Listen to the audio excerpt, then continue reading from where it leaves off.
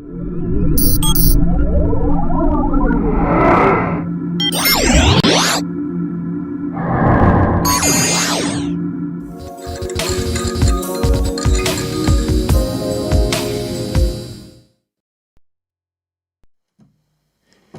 evening and welcome to DJNTV Tonight. Tonight, it is virtual training night here on DJNTV.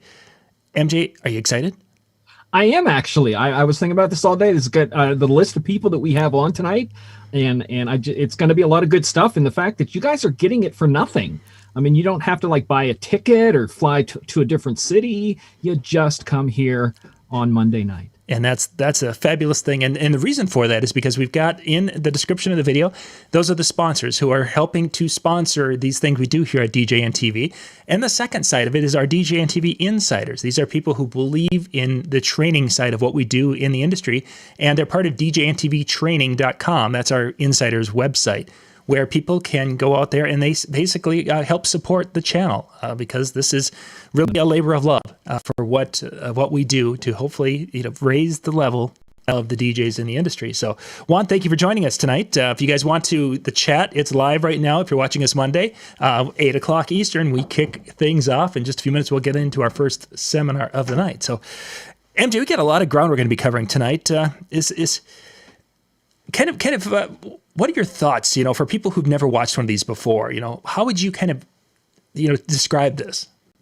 You're going to get overloaded with little bits of information. So either take notes now or plan on going back and looking at it, because everybody who's speaking is going to have at least little tidbits that you're going to go, oh my word, I want that. So don't let it overwhelm you. Just take it in how you can. Yeah, and that's taking notes and such as I was going through, because a lot of the videos are tips, usable tips that you can put into that, and there's little things you're listening to it, and then it's like, okay, so I had to go back and I went and listened to one part of as I was previewing today, and it's like I missed it the first time, and that becomes the big thing.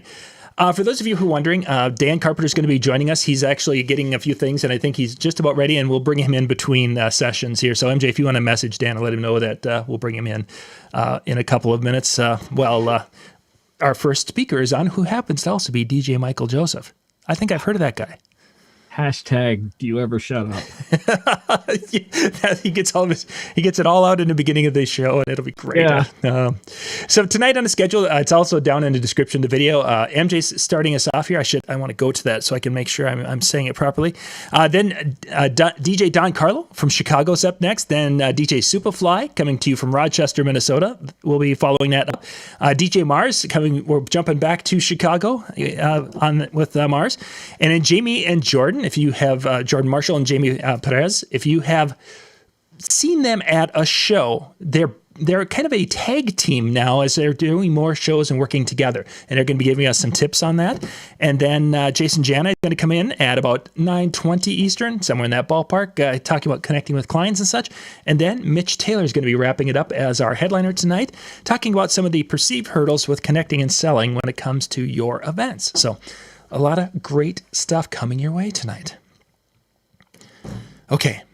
Actually, you know what? Let's get the first one going. So is there any kind of a theme song we should be singing when we start this one, MJ? Yeah, I could have given you one because I technically have a theme song off one of my second album. But no, there's no theme song for this. It's just some good stuff that came across my path that I just wanted to share with everybody. I think you'll get a lot of good stuff out of it because it comes from my heart. Excellent. So some inspiration coming to you from MJ. Here we go, gang. Hi, I'm DJ Michael Joseph, and on tonight's talk, I want to talk to you about something that's kind of dear to my heart.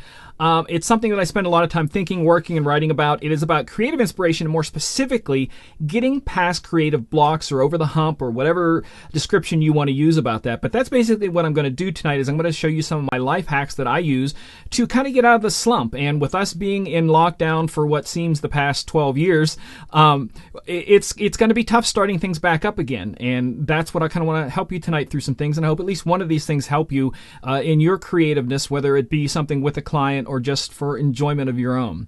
Now, as DJs, you may not think that you're a very creative person, but you'd be surprised about how incredibly creative the DJ's job is. One of the things you have to think about is that no matter what you're doing, you're always dealing with a live, moving crowd. So that crowd is always changing in emotion, changing in how much chemicals they drink in, and all kinds of things, tiredness. So you're constantly working with a living thing that's moving. So you have to be on your toes and being creative for everything you do, whether it's playing music, speaking, getting out and physically engaging with the crowd or something. So you have a lot more creativity in what you do than you probably think. Now, I have a whole list of things I'm going to go through tonight here, and I have some of them bulleted pointed so that I can jump on them, but there's a lot, so let's just jump into it. Now, I want to point out that I'm never short on ideas, but what brought this topic about was the fact that I was having trouble coming up with an idea. And that's what kind of got the ball rolling, is looking at all the things that I do to get past that. And in the process of going, okay, what can I do to get past this? I can't come up with an idea. I decided to talk about all the ways that I come up with ideas and get past that. So that's what this is all about. When it comes to music, this is the kind of thing. If you know me, my brain works a little different. God made my brain different, and I'm okay with that. But I hear music and everything around me all the time, constantly. And it's really easy for me to get overstimulated by sound. With music and stuff, it's a very colorful palette, and a lot of times mine gets so muddied up that I don't have a bunch of colors. I just have just packed on mud brown, and it's terrible. And it turns what should be a well-oiled machine of creativity, it just turns it into an absolute train wreck, and I have to work to get past that. And one of the things that I have found inspiration over the years is that when you fight hard to get past inspiration, those little things can get your wires crossed worse than when you started. And I think I once wrote in a book that how do you get a spark of inspiration in a downpour of bells and whistles in this, hey, look at me world, sort of thing. So that's what we're going to try to dig through. And like I said, it's going to be interesting to kind of see where you fit in with this and the things that I do. One of my longest and oldest working tricks has always been to get a different point of view. Back in the days when I was making music, it was about leaving the studio and coming back in with fresh ears. And that can be doing something with your eyes, taking a piece of paper that you're working on. Maybe it could be something you're writing, walk away from it, set it down, even if it's for 5 minutes or an hour or a day or whatever. Just walk away, come back with a clean palette and look at it again. Everything you do dictates your view. So sometimes just the physical place you're looking at something can affect that, and the things that you have in your life can affect that. And one of the things I always like to do is change that environment through things. Now, when it comes to music, I can always change that environment by the music that I listen to. And one of the ways that I kind of depart from my norm is listening to some like Robert Johnson, Delta blues kind of stuff, something that's way different, much older era, all that kind of stuff. And some of the stuff I like to watch when I'm in those areas to kind of clean my palate, believe it or not, are fishing shows. And I don't even fish. So, like I said, those are just little things that I do when it comes to stimuli, how to change that stuff. And that's a simple, easy way to start with. The same way that you take things in with your ears and you want to listen differently, sometimes listening through different headphones can help you, like I said, when it came to my music making, that stuff like that.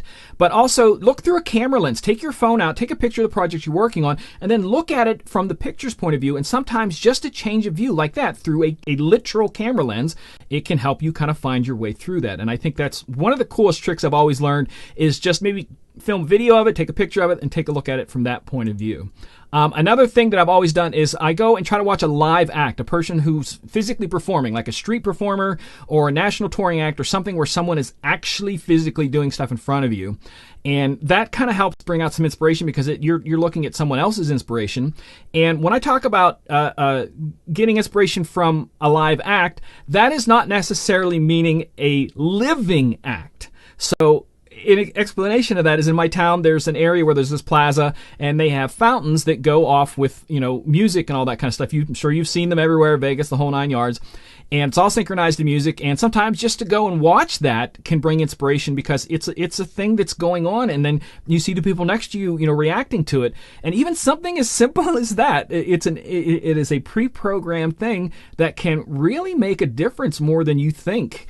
So a live act is the next one that, like I said, that kind of go to. This is a big one that I think is important, is talk to someone who wishes they could do what you do. We take for granted what we get to do. I've worked day jobs before and it's miserable, and people spend their whole lives waiting till they retire to then go do the thing they love, and sometimes they don't live that long or maybe physically can't do that. But you can't do that. You can't stop your life and wait for the end. So don't take for granted what you can do right now. So like I said, get around someone who wishes they could do what you do, and you're going to start to feel special pretty quick. And I know that kind of sounds selfish, but it really does work. When I teach my DJ classes, that's a good thing that works kind of like that, because I take for granted the amount of time I get to spend in the DJ world and doing things. And I have students that maybe only get to practice for a few hours a day or maybe just a few hours a week.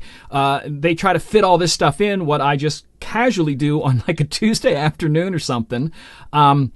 They have to fit what they love in between what they do, and because I get to DJ for a living, I get to fit what I have to do in between what I love. And if that whole scenario in your mind doesn't inspire you, I'm not sure if anything I say tonight will. So I hope you kind of enjoy that. Another one that it's a big favorite of mine, and some people just kind of, roll their head at this, but I believe in short-term sensory deprivation, and that pretty much means that you're cutting off as much outside stimuli as you can. People have been doing that since the dawn of time by going for a walk away from other people, but the phrase was coined in the 1950s. But you're just kind of cutting out as much from the outside world as you can, and that could be something as simple as going into a dark room and putting earplugs in and just kind of voiding yourself with stuff like that, or going for a walk in the woods and getting yourself separated from, society, people, technology, sit on a log, or just go for a walk. Besides the help it can do with your creativity, all of this stuff helps with hypertension and cardiovascular disease. So that's something you want to think about, that sometimes just to unplug is very important. A lot of people don't, work for a full-time job, and DJing is part-time for them. So sometimes you might need a hobby to get you away from your hobby. So for me, it's always been sports. I've always loved playing sports, whether it be football. I used to race motorcycles. I still ride motorcycles, still ride mountain bikes, basketball. I love going for long hikes, go to the driving range and just crank out some golf balls. Anything like that is a physical act that forces you to mentally focus on one task, and you will start to forget about the rest of the world. And that gives your brain, on a subconscious level, a way to unplug.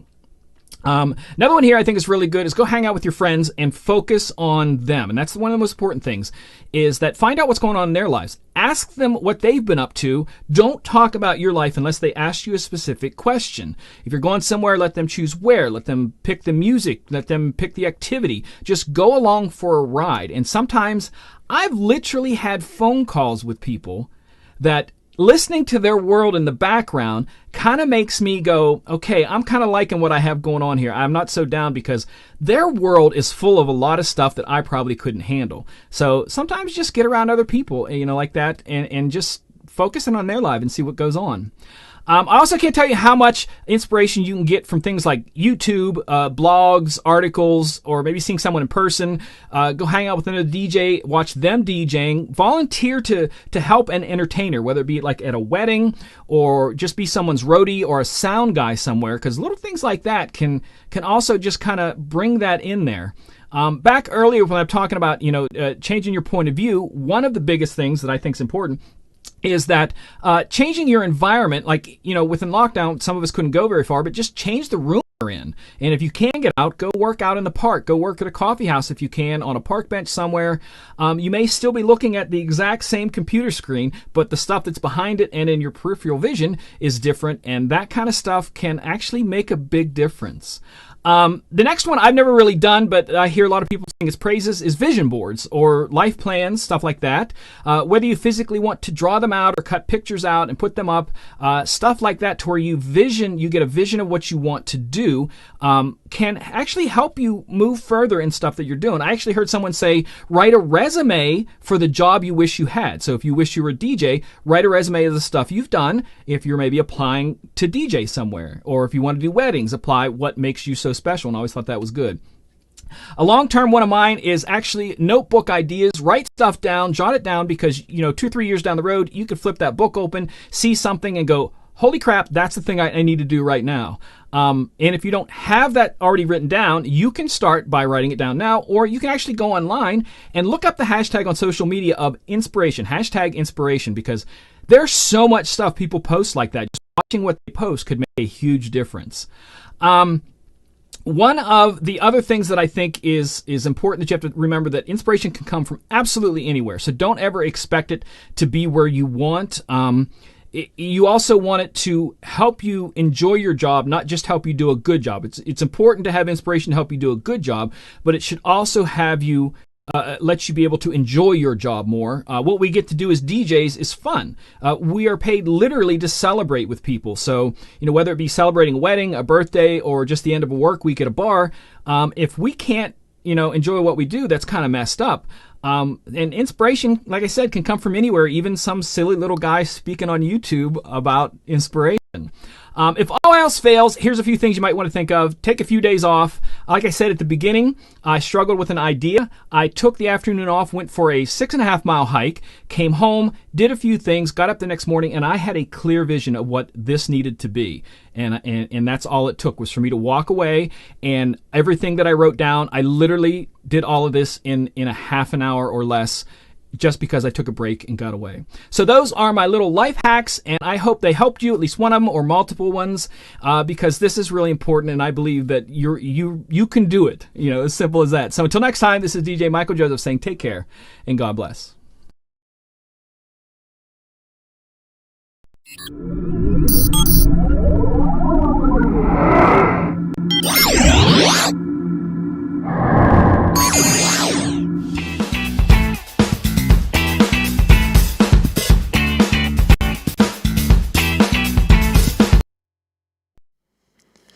So that was MJ starting us off.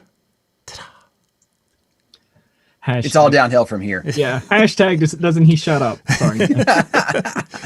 You know what? I was really impressed with the shirt change you just did. I that was fast. He was. I thought about every single time we do this, I'm going to change shirts. Maybe I will still. I don't know. So somebody, Matt, I think it was Matt, someone asked in the chat room there, the t-shirt. This is actually an early shirt we made for DJNTV before DJNTV really was a thing. So that probably goes back to about 2014, I'm guessing. And we made those shirts to give out at trade shows because it was DJ BS and it was disc jockeys talking big stuff. And that was really the original version or the thoughts behind DJNTV. It was going to be really similar to what the Chill Room is today, which is out at djntv.com/chill, where DJs would come in and we'd have these shows and talking in the chat rooms and different things. So that was the early of that. And then after that, it just didn't catch on. So we moved on to a different thing. But so for those of you wondering what DJBS is, DJs talking big stuff. I am going to change shirts between every show now. Okay, now I'll have to explain each and every one of them. So every one of them. Because the next one's just as bizarre. We've got a few of them out there like that. So yeah, we're going to continue going here. You didn't get to meet Dan. You didn't get to meet Don Carlo or Carlos in Vegas. MJ and I got to meet him and work with him down there. He's just a wonderful young man out of the Chicago area. And Don Carlo, that's his stage name, will be up next. And then we'll be back with more because we got some announcements we're going to be making. And I think at some point in time we had a drawing we were going to do too. Oh, by the way, guys, did I mention we were going to do a drawing? Maybe I didn't. Woohoo! So we'll put Dan in charge of how to pick names. That'll be it. Yes, we'll go with that. We'll be right back with that in just a little bit. But up next is Don Carlo.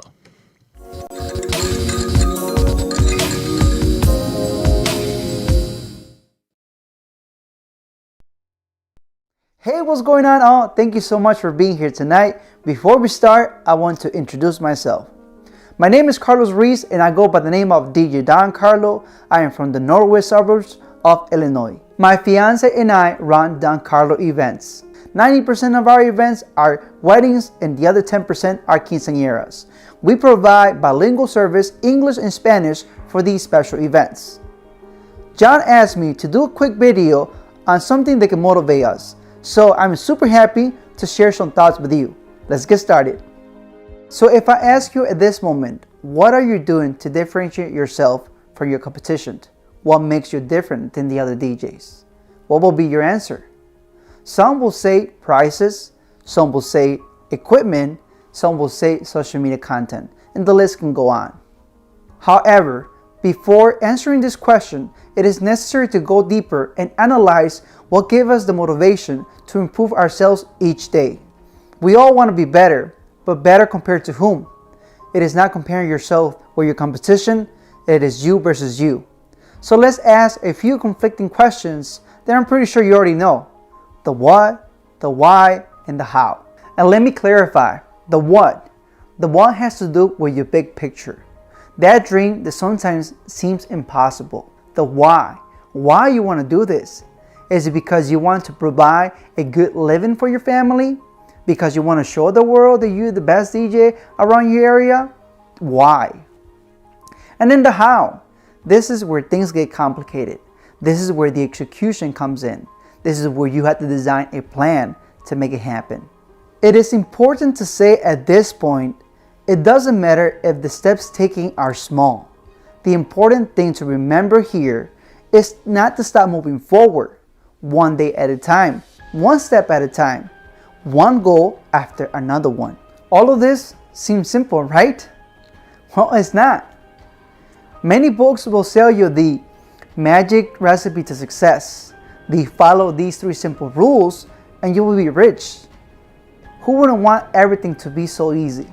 The problem with these type of books is that they give you the general idea, but rarely they explain that it is not a direct path that's going to take you from A to B.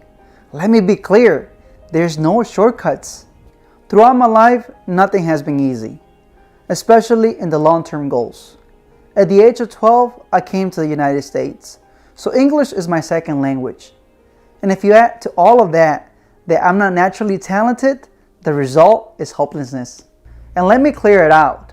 My story is not about selling you the magic recipe, the millionaire mindset, the be solution focused or look what you do. Ideas that although have some truth, for me they are incomplete. And that's because the contexts are different for each individual. At this point you're like, okay, well, what is it? Why are you making it so long? Well, let me tell you the truth. If I knew the answer to that question, trust me, I would not be here. I'll be in Dubai with a gin and tonic in my hand, enjoying my life to the fullest. But right now, what I could definitely share with you is the concept that's helping me to be more disciplined, and that is deliberate practice. The main idea is knowing the 10,000 hour rule. There's a quote from Bruce Lee. I fear not the man who has practiced 10,000 kicks once. I fear the man who has practiced one kick 10,000 times. In other words, practice is crucial. Focus on repetition. And you might ask, well, how do you know this? Well, it's because I'm in the process of it. In order to get to my big picture, I designed a simple but consistent plan that is guiding my steps. The effectiveness of this plan is consistency of deliberate practice. Deliberate practice and your DJ skills, MC skills, how to sell, and so on. All of these require, especially, they become muscle memory. If you practice one scratch every day, after a while, you don't have to think about it. It's just your hand does it by itself. All of this mentally leads you to push yourself to design a strategy plan that's tailored for you, under your context, under your conditions, whatever works for you. Let's go back to my scratching example. Let's say you want to dominate this XYZ combo, right? Well, from there you look at it and see what techniques you need. From there you design a plan. For the next 10 days, you will practice one technique for at least 30 minutes a day so you can perfect it. Then you move to the next technique for the next 10 days. Once you have dominated those techniques, you move to the combo. So let's review. 1, you gotta have that big picture. That is your destination. Where do you wanna go? 2nd is your mindset. This is what's gonna push you to do better. 3rd will be delivering practice. This is your execution. This is how you make it happen. Now, I will be honest. You're going to have good days. You're going to have bad days. You're going to have those days where you don't want to do nothing at all. You're going to have those days where you just want to quit. But this is what's going to differentiate yourself from your competition. If you are strong enough to keep pushing, to keep improving yourself. But at the long run, you will be at a higher level. You could also make something to make it more visual on the days you have already practiced. Let me show you my sheet. This is my scratching plan. For the first 10 days, I have practiced my baby scratch. For the next 10 days, I will practice my drop. And the list goes on. So for you just design it however you want. Look at what you need to perfect and make a plan. And now keep in mind, you have to be resilient. What is going to help you to get back on track when you get distracted or life gets too busy? For me, I put the sheet right in front of my turntables. It reminds me that I need to practice. It reminds me that I need to push myself. Again, what is it that's going to work for you? So let me tell you, life is simple. The difficult thing is trying to get out of our comfort zone in which routine traps us. It is very easy to look for excuses that lead us to justify actions we are not doing. But this is the best time to reassess your situation, rethink, and if it's necessary, recreate yourself. I promise it won't be easy, but it's going to be worth it. Alright guys, so that is it. I hope that I was able to inspire you guys in some kind of way. This is my personal experience. I really hope that I was able to connect with you. And yeah, I'll see you guys till next time. See ya!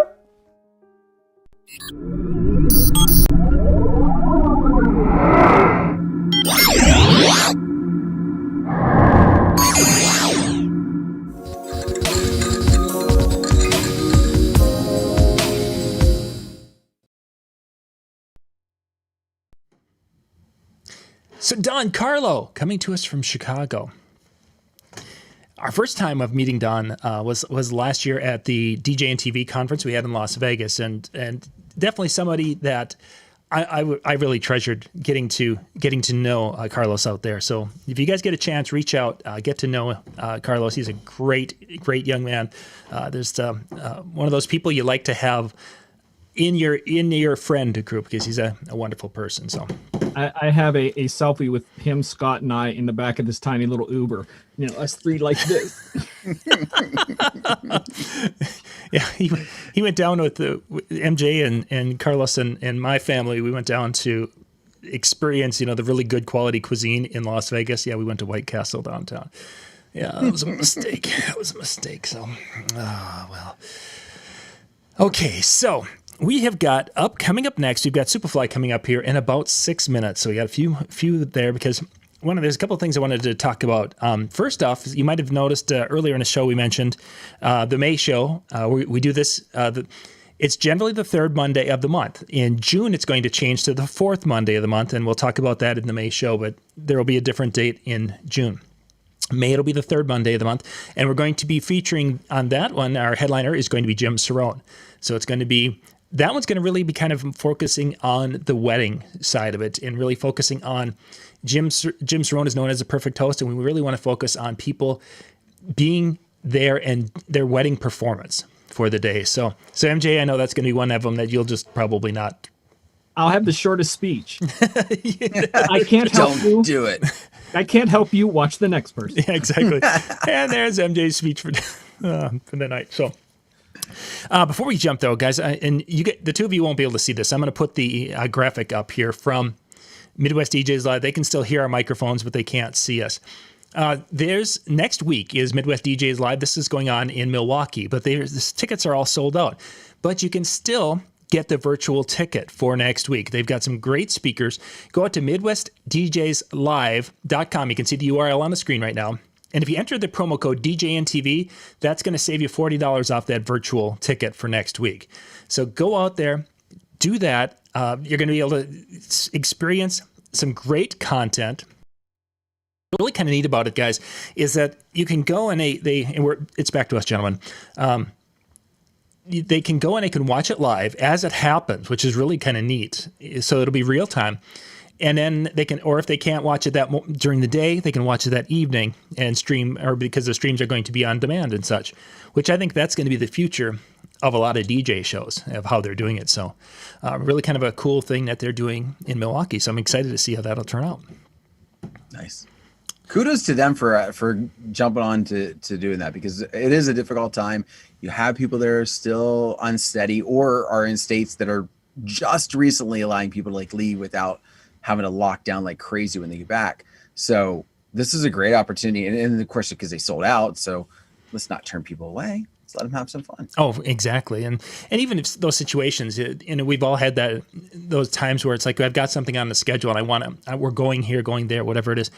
And something happens, when you have children. Oh, we were going to go to the movie tonight and the child's sick and we can't. Those things happen.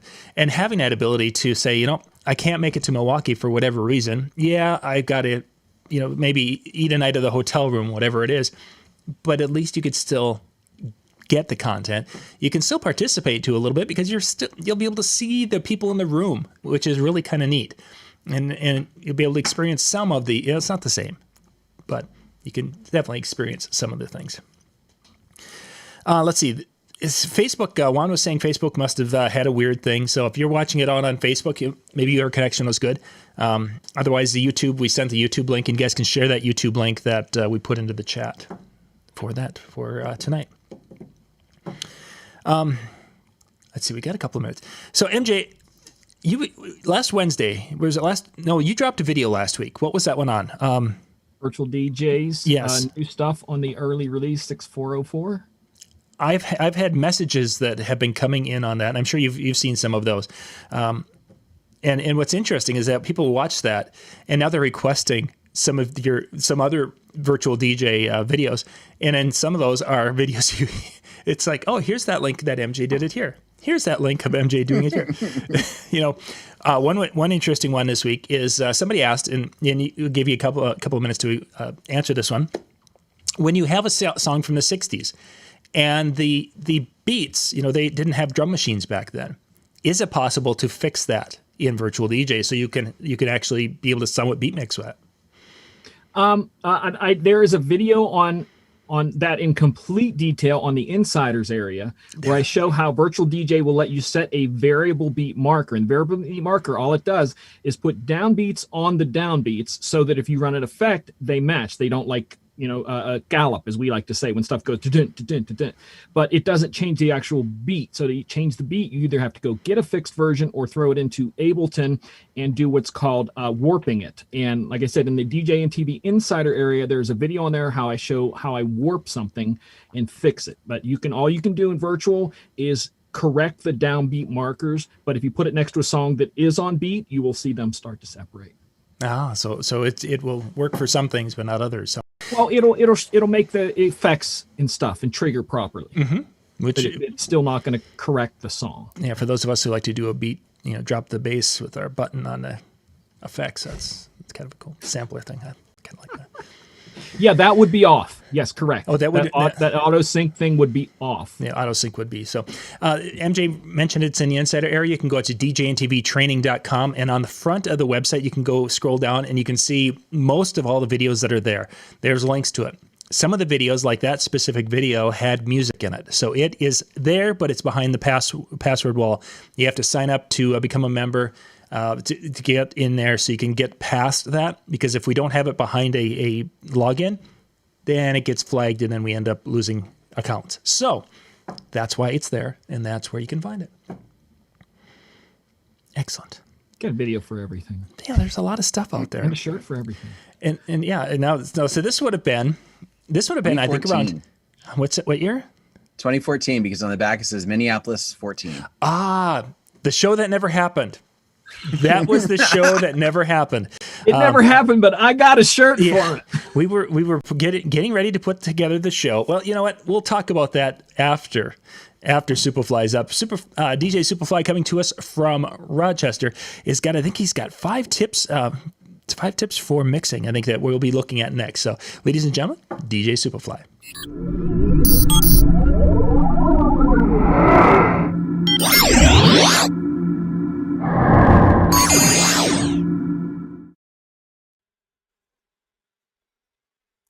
Hey, what up, everybody? It's your boy Ivan Avalos, aka DJ SupaFly, Here with a small tutorial on learning how to scratch with controllers or turntables. I'll put this down in 5 easy steps, so that way you can, if you've been wanting to get into the DJ scratch scene, or you just want to, make your little whatever gig you're at, just want to sound a little bit like you know what you're doing with a controller or turntables. This is mostly for the beginners, but I'll get more into it with intermediate, but I think that should be another video. I'll explain here what it takes to get it sounding like a professional, and you don't really need much. I'll put everything in those 5 easy steps, and I'm trying to do this in one shot, so forgive me because I only have 10 minutes. So I kind of put everything together, and I'm just trying to do it all in one shot, so I don't have to edit it later. So excuse me if you find if I'm stuttering and stuff, because I'm trying to think. Anyways, I do have some notes on the side, and we'll go ahead and start it here. If you guys have questions, please reach out to me, but I wanted to put this together just because I feel like a lot of people don't use this feature, and especially with Serato or Virtual DJ, to make their scratches sound a little bit better. You don't have to be a professional scratcher or know what you're doing, but if you use these steps, you can definitely sound like one. And I know by facts, because I've taught my friends on how to do this, and they're not really good scratchers or whatnot, but they get lots of credit when they're at a gig and they start using these little features that I showed them, and they sound way better.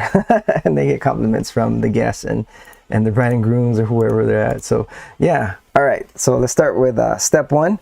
We're gonna go ahead, and here you need to find a compatible controller or turntable to unlock either Serato or Virtual DJ, whatever you're using, because the stuff that we need runs on hardware. And a lot of that stuff is, scanned through the BPM or whatever we need through the program. So in my case, I'm going to use Serato just because that's what I feel more comfortable with. You can use whatever you want. It's all right. There's a bunch of stuff over at Serato's website to see what's compatible, what unlocks Serato. If you don't know, then you can subscribe or to unlock the DVS mode if you have turntables and whatnot. A lot of the DVJs and new marks and whatever it is that you have, it could work with anything. That, like I said, it has to be a controller. So second step is find scratch tools. That's the number one thing that people don't know, that your favorite DJ pool has scratch tools. So if you search for scratch tools, they're right there. Typically what I look for is for the ones that are just at 100 BPM. Those are pretty good. Anything with 66.5 below that, you'd have to use a double beat, which it's 132. Fast scratches or slower scratches.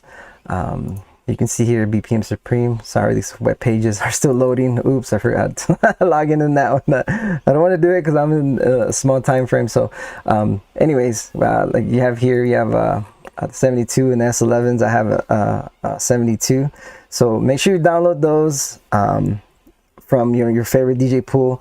Go ahead and once you do that, you're going to import those tracks into a custom crate in Serato. So you have Serato pulled up. You're going to have them here, and I have a bunch of them already. And make sure you analyze them, because if you don't, then you're not going to get the BPM that you're looking for. So this has to be done, or else the effect tell won't work. Whatever effect you're using and whatever it is. So next thing we need to learn, this is the 4th step, is you learn how to use the effects in your controller or mixer. And there's a thing called post fader effects with, like, say for an echo.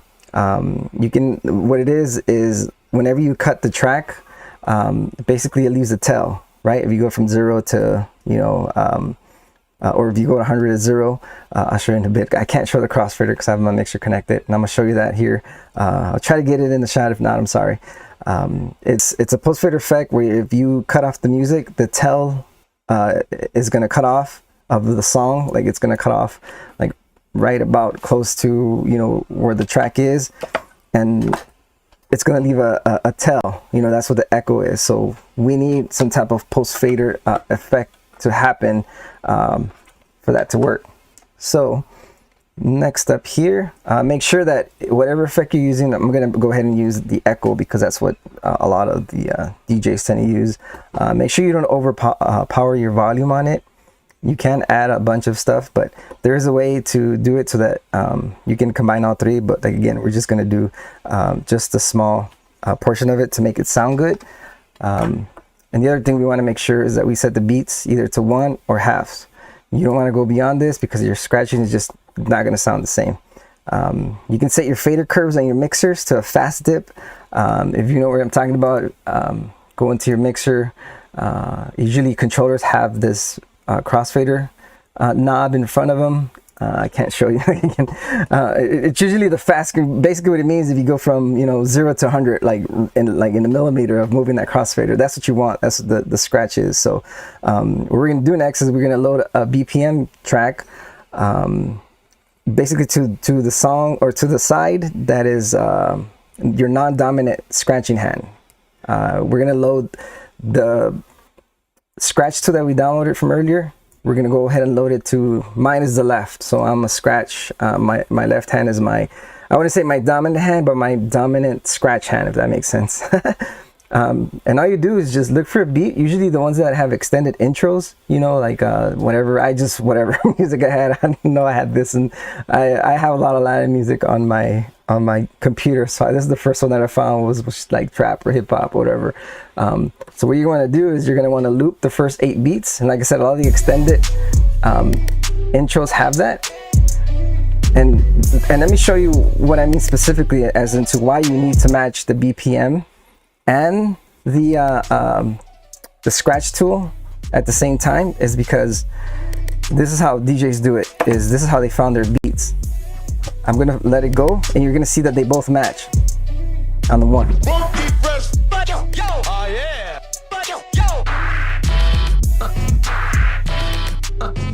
I hope you can hear that the acapellas, the scratch tools, they sound on beat. So that's what we want. We want to make sure that the beat and the scratch tool is on the same BPM. Otherwise, you're not gonna be able to get this effect, which we're gonna go into now. All we do is just turn on the effect, as you can see, on whatever controller or whatever you're using. And like I said, make sure that it's post fader. Most of the controllers are doing that now. And this is all you need to make sure that you sound pretty well in your scratches. You don't have to be a fast scratcher. I'll show you here quick. It's gonna be quick and easy. So I turned it on, and here we go. This is what it sounds like. Hear that?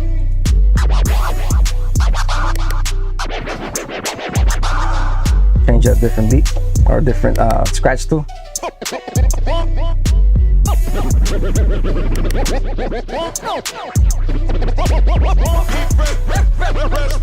You hear that echo? Again, you can adjust that in Serato, whatever. You can add more of the echo tail into it. So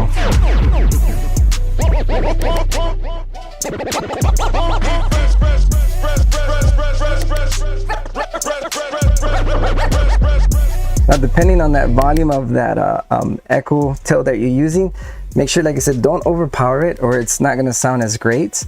But I'm gonna go ahead and show you how I use it. So I'm gonna add my little flair to it, just a little scratching here and there, so you can kind of hear how a lot of the professionals use the effect. You can change it to whatever. I mean, there's different a long list of features that it includes. You can use some flange or whatever, but it depends on your hardware. Sometimes your mixer could have extras and extra effects in it.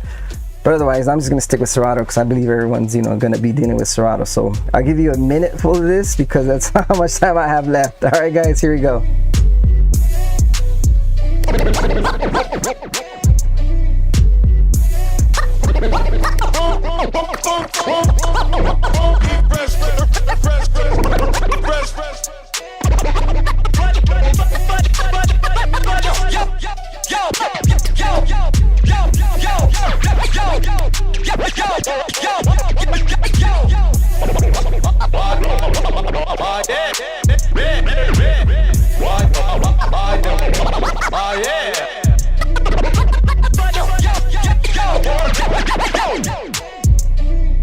All right, well, that's it, guys. Like I said, if you have any questions, please let me know. It's a pretty simple process. I hope I went through them correctly. That way, if you're learning how to scratch, you don't need to be a professional scratcher, but you could just do these tricks and it'll help you become better DJ and sounding better. All right, guys, have a good one and peace out.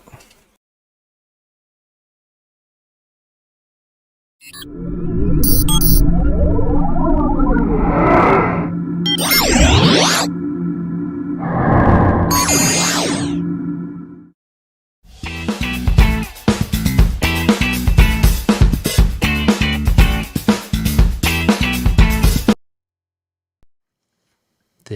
We are back again. DJ SupaFly. So I like that. it's almost as good as how I scratch. I mean, I'm really, really good at it. Listen, this doesn't count. No? No. Different? And neither does. Oh, Oh, no, yeah, thanks for that visual. Now I've got that going through my mind the rest of the night. You're welcome. I tried. But no, I mean, when we were watching that, I mean, like, I'll be honest, I think I want to learn how to scratch, and every time I try, it just sounds horrible. And yet watching what he was putting together there gives me hope, and to, you know, at least start to try some things. See, there's this place called Disc Jockey News, and they have a Disc Jockey News educational area. And you can learn a lot of stuff from there, or hire this one guy they have to teach you, or hire Ivan if you want. It's up to you. I mean, there's so many possibilities with that Disc Jockey News place. Hey, I heard... Gear. John, how much gear can you get from them? If you wanted to buy shirts from Disc Jockey News, can you buy stuff from them? Yeah, I think there's still there's still some shirts and such available out there. But yeah, it's been a while since we haven't been traveling to shows, because that's where we usually give them out. So hats. Yeah, hats and stuff. Yeah, I think there's still... He's got a hat there somewhere. I thought he had one. Yeah, I put him in, most of that stuff. I put it in the, basically packed it up, and it's like, someday we'll go to a trade show again. And it's been kind of sitting there.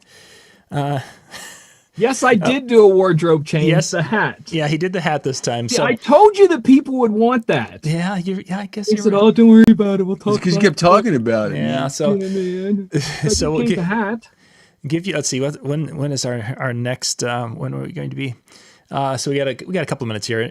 So this shirt that MJ's wearing, that's the show that never happened in 2014. We were going to be putting together and doing a show that October or November, and we ended up getting to probably early September, and the casino where we were going to be having it at, Mystic Lake Casino, notified us and said, basically, we're going to be going through a remodel, and we can't do your show. Maybe it wasn't a casino. Anyway, wherever we were going to go, Holiday Inn Select, Embassy Suites is where it was. I'm sorry, it's been a long time. It was so only 7 years. Yeah, we had the shirts all printed up, and we had the plan. Yeah, it was Embassy Suites, and we just, there was nothing we could do. The place was, and we were trying to find other space, and we could not find anything. So MJ's wearing, basically, it's kind of that the lost, kind of like the Minnesota Vikings Super Bowl T-shirts that show up in some weird country around the world. That shirt would qualify for the show that never happened. So is that why that was the first shirt you ever sent me? Yes, exactly. Those are no joke about this shirt. One day I wore it to the grocery store, and I finished checking out, and I'm walking out, pushing my cart. Some guy walking past me goes, "Nice shirt," and I went, "What? Huh?" He just kept walking. I'm like, does he know who I am, or does he know the show, or does he just speak randomly to people? I'm like, what? Were you at the show? Did you buy a ticket and then couldn't go? You couldn't go. Yeah, that would have been it. So yeah, it's weird. Yeah, that was the show. So, all right. So let's see. We're up to Marz. DJ Marz is up next. He's got some tips for us tonight. So we're going to jump right into that so we can keep ourselves as close to schedule as possible.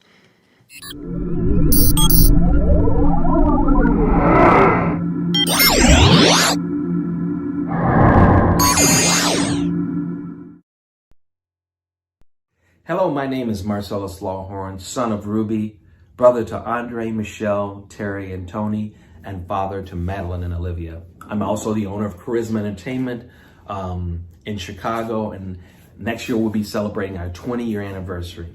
As a DJ and an MC, I've had so many great opportunities to be memories in people's lives. And along the way, I picked up some things that have been absolutely essential as an MC that has helped me be able to navigate and be able to create amazing moments inside amazing events. So here's my first one. First one is whomever you're meeting with, get their story. If it's a wedding couple, hear how they found in love. If it's a bar mitzvah, ask about the family dynamics. If it's a corporate party, talk about the dynamics of that person and also the different divisions in that. If you get their story, you'll be amazed at things that they will share with you, which will allow you as an MC and a DJ to be able to create very special moments just by listening. So listen to their story, hear what they have to say, and take notes. Don't be afraid to simply take notes to help you recall this. So when the day comes when it's showtime, baby, that you can absolutely crush it and drop the hammer and remind them of things that will make them smile and make the people who are there hear their story in a different way. Second thing, practice your craft. Simply practice your craft. We cannot practice at someone's event, okay?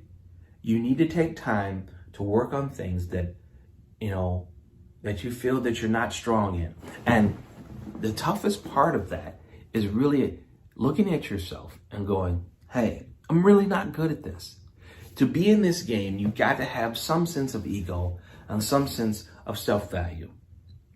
For myself, I think it's important that I evaluate the fact is that sometimes maybe I can't do this that great or do that so well. So I have to practice. And practice is who you are when nobody's looking, okay? You can't practice at someone's event. You can't do that. That doesn't work.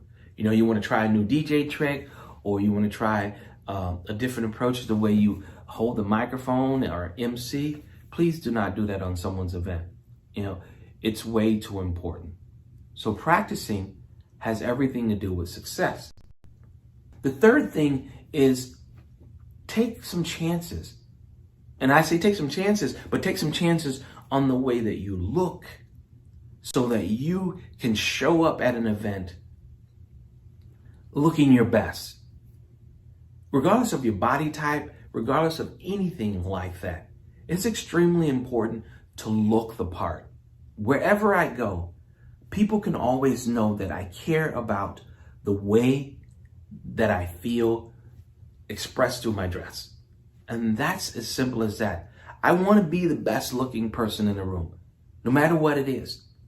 So that at least from that standpoint of view, people know that I'm serious about what I'm going to do that day. You have to look the part. And that may be from the time that you are starting the event, pre-production, in the middle of the event, and even post-event. Depending on what you do out there, how you look and how you carry yourself will have a great deal of your success for that evening or that day for that event. The next tip is create allies. There are many times that I go to an event, and when I walk into the door, you know what? You see people working beforehand to make sure that this event's going to go off. Whether it's a banquet hall, it's a restaurant, it's a hotel, it's a country club. Those people are there to work. And what I find far too often is that they don't look like they're enjoying themselves. So to create allies, what you can do is ask them questions with respect to what they're doing. You can ask them their name when you ask them a question so that you don't call them a hey you or something like that. I like to do one simple thing is once I get set up, I play some music for the room, for the people that are in the room, so that they get their heads bobbing and they get a different vibe and they know that I'm on their side. It's so amazing when you can do that because now you have allies. And far too often, we miss that because we're so consumed with doing what we need to do that we don't realize that the relationships inside a single event can catapult us from good to great. We're already doing an amazing event. It takes no time to share a little bit of kindness and consideration and with the people that are there to do the same thing that you are, to make sure that the client experience is absolutely top notch. Here's another tip. When you're getting ready to pick up the microphone or drop a song, do it with purpose. Do it with purpose. Don't think about yourself in that sense. Think about the reaction that you want to get by doing or saying what you need to say. When I am emceeing, I am at my best because all the information that I had, all the relationships that I've created, all the info that I've gathered to that point, when I step out into the room, I have a very, very small window. I've walked into a room full of strangers and I need to get them to respond at a very high level in a short period of time. The best way to do that is to be topical, is to be on point, be genuine, and take your time in how you deliver that information. Tell them the story. Tell them about the day. Tell them about how excited you are to be there. There's been many times where I have started on the microphone and I've been so tongue-tied when I start my introductions that I simply look at people and say, I apologize. Can I start over? Because I am just as excited, if not more excited, for you to celebrate with everyone in this room. What I've learned very simply is this. If you get permission, you'd be amazed of how much you can accomplish at an event.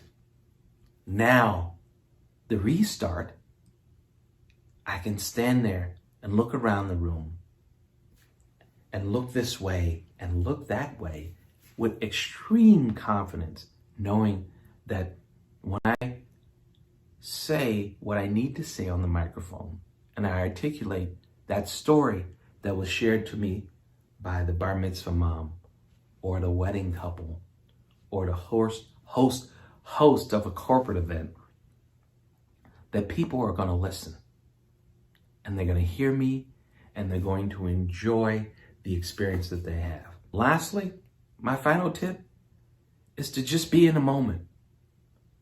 I share with every single person that we do an event for.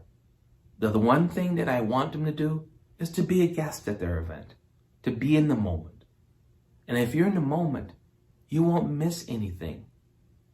These are simple things that I've done over the years that has helped me master my craft and taken me places that I never thought I would go. So, in short, I need you to do what it is that you would want people to do to you. Simply listen, be empathetic, non-apologetic, and share with them the joy and the pleasures of what it is to celebrate and to be in the moment. My name is Marz, Charisma Entertainment. I'm out. Peace.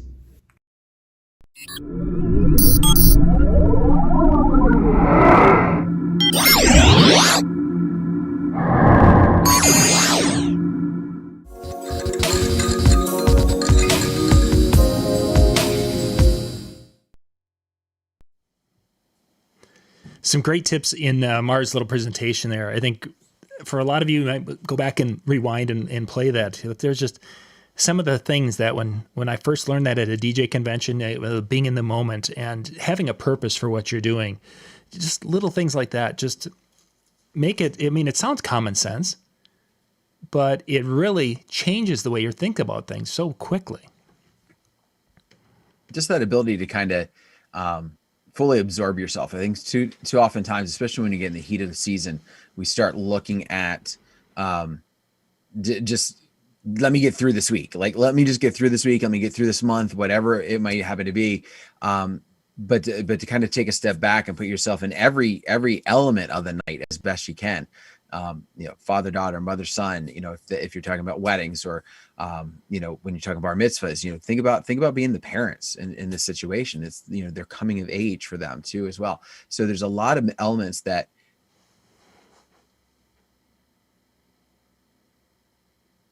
I believe he froze. I think he froze. I thought it was a dramatic pause. I was going, wow, he's really suddenly living put a that. whole just- other type of spin on it. That was an incredible dramatic pause that Dan just made. Thank you. You stopped just at the point where it seemed like it was a dramatic pause you were stopping for.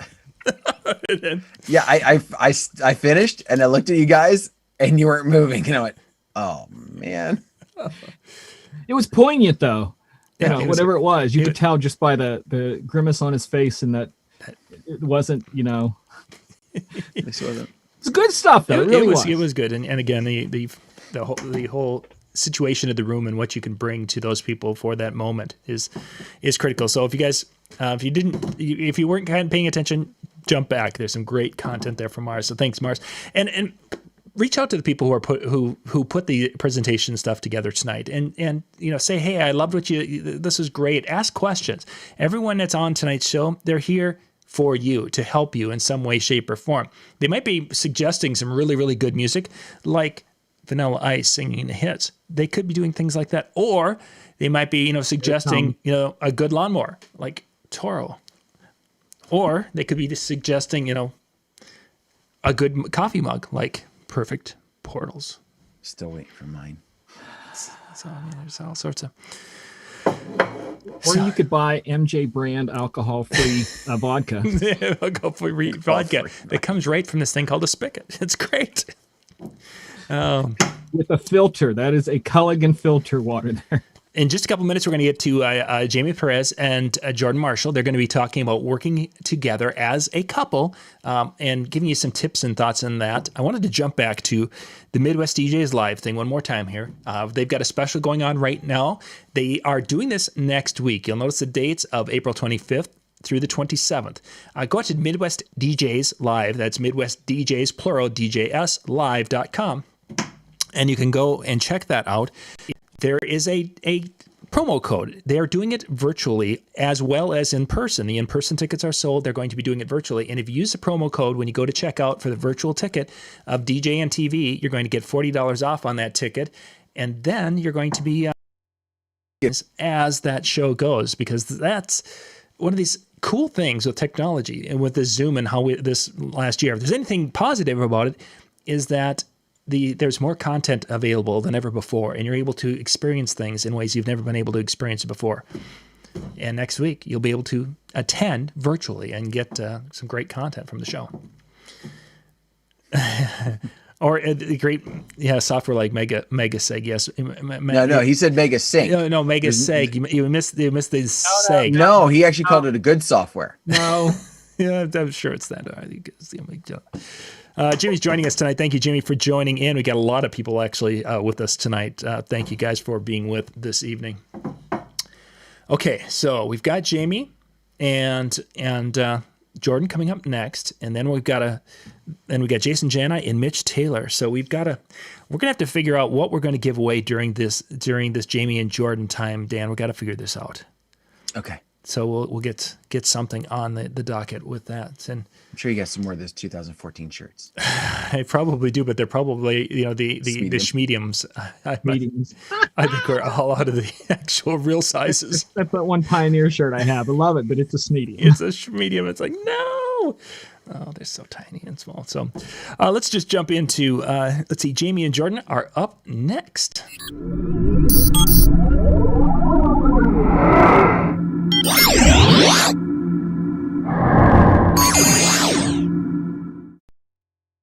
Hey, what's up, guys? It's your boy Jordan Marshall, and I'm here kicking it with my main girl, Jaymie Perez. We're here live from the Explosive Entertainment offices, and today we got something cool that we want to talk to you guys about. It's a little different. I feel like it's something that happens more often in our entertainment industry, and people just don't talk about it.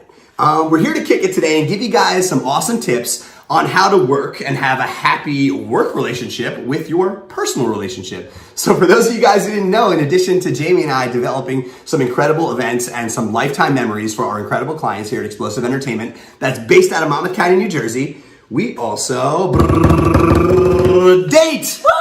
Woo! And we're in love, and it's amazing, and it's perfect, and let's be real, it's not always that, okay?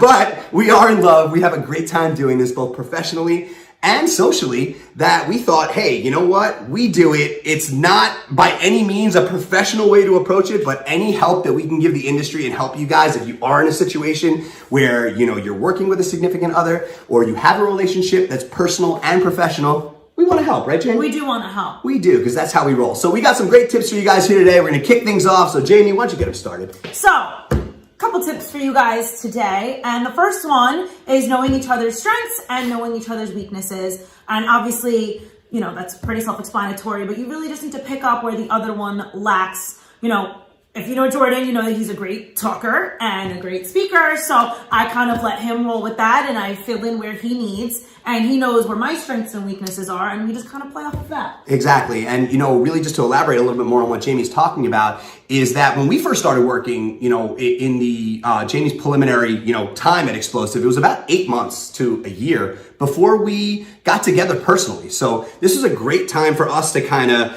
size each other up a little bit and see exactly what my strengths were to where I could say, okay, I'm not really good at this end, so how about you tackle that because you're great and you put it all together on that level. So you're in charge of that. I'm going to keep rolling like this. And then you guys obviously have different levels where you can kind of bring everything together and it'll all mix and match, but definitely knowing where the other one shines and being able to back off. So it was hard for me in the beginning to be like, okay, James, you go handle that. You know what I mean? And I'm like, oh, you know, she's cool. I think she's got it. You know, I don't know, but you got to feel it. You know, like I felt something super strong with her on a professional angle to where this chick is really picking up the entire entertainment industry super fast. She's very detailed. The clients love her. I'm like, you know what? Let me try taking a step back and see what she's capable of. And I haven't looked back since. It was one of the best decisions I ever made. So that was really cool. No, you're welcome. You deserve it. It's cool. That's actually a great segue into point number 2. I love it. Take it away. I love it. So that is delegating the tasks and understanding your roles. So this is huge. Like Jaymie was saying before, you know, me being primarily the entertainment factor, you know, the pop piece, the face of the company and the front of the house, so to speak. You know, I'm marketing, I'm getting people excited, I'm, you know, running sales, rocking dance floors. And then on the back end, I have everything that I'm doing for those events, the events in the future, detailed out. Jaymie's putting together floor plans, timelines. She's working back and forth with event planners. She's actually coordinating her own events. That's actually a division here that we were able to build at Explosive Entertainment because of Jaymie. So, you know, through her detail, we have a whole other way that we can accommodate our clientele. And it's something that I might have, and our team might have never known if I didn't take that step back and kind of see where she shines. So, you know, being able to delegate and being able to understand, you know, roles specifically is huge. And then the other part of that is stick to the game plan. This is monstrous because, you know, in the beginning, when I was starting to give Jaymie a lot of tasks, it was a lot, right? It was a lot. So, and she handled it so well. Like a G. Like a G, and took so much onto her plate. So it was a little bit of everything at first. At first, it's going to seem a little fuzzy. So, you know, in addition to Jaymie coordinating, obviously, she's a party motivator. You know, she runs our photo booth division. She DJs, she MCs, and, you know, obviously, she wouldn't tell you guys all that on her own, you know? So I got to gas her up a little bit. And that's where the personal side comes out because she kicks butt at all of that stuff, guys. And the cool part is that, you know, if you could stick to that game plan, you can kind of say, hey, listen, those delegated tasks that I just gave you, I'm going to stay off it. I'm going to believe in you and we're going to roll. No micromanaging, which I have a hard time letting go. I feel like I need my hand on everything, but it goes with the delegating. If it's something is his task, I need to back off and let him do it. Yes, and for the most, and listen, guys, nothing's perfect. Like we said, we are by far not marriage counselors or couple therapy counselors or any of that stuff. But you know, if you guys can kind of stay out of your own way, to, you know, nicely saying, you will make amazing entertainment magic. You know what I mean? So it's really a feeling. You got to feel it out a little bit, but stick to that game plan. Our next tip up for you guys, Jay, what do we got? Now this one is humongous. One of you, if not both of you, but at least one of you needs to, has to, you don't have a choice, you have to be organized. If you're not organized... And listen, so before she goes any further, organization has never been my strong suit, and that is actually the reason that I brought Jaymie onto our team to help me out and to assist me and be my assistant. And that was the whole first year where we were able to kind of, you know, feel each other out and learn more about each other. And, you know, getting back to Jaymie's organization and how she puts it together, I do the exact opposite. I am all over the place. So I constantly feel like you're picking up my pieces, like running behind me, literally. With tape. With tape, yes. And highlighters. She does that at the house too when I leave all my clothes all over the place as well. So at least it carries from like household to work too. So it's the same person. We're just dealing with different stuff. But being organized is so essential, guys. And literally, if you have any questions about this, Jaymie, please, they could hit you. I mean, we'll drop all your stuff in the tags and stuff. Jaymie is a master at this with spreadsheets and floor plans and, you know, just run of show. And also on top of that, being able to talk the lingo and talk the talk and having, you know, the behind the wheel time to speak with planners and catering managers and, you know, all of the officials that you're going to be working with behind the scenes to help make that day shine extra special. So organization, monstrous, right? We got it down. And guys, you know, moving from that, I feel like you both need to be well-rounded in the education overall of this industry and business. So Jaymie, actually, why don't you explain a little bit about that? Like just being like, you know, what you go through on a professional angle and, you know, whether, because you are a dancer, a DJ, an MC. How do you balance like all of that with the coordination? So I'm a little lucky because I am blessed enough to know every facet in that sense. We're not saying that, you know, your lead event coordinator or planner needs to know how to do these follow me's for mitzvahs with the kids. But if they can. I mean, absolutely. Then that's just another little, you know, hat that you can wear, which is great. So I'm blessed enough where I am able to do all of these things, but you still need to know how to do these things. And you know, not only in the organization of things, but at the event as well, you know. You need to know if you're doing a mitzvah, you know, what a motzi is, what a kiddush is, and even know the prayers. I can't tell you how many times I've saved the day because Grandpa Sal didn't remember the prayer, and I'm in his ear going Baruch Atah, and then everyone's like looking at me like this Puerto Rican knows.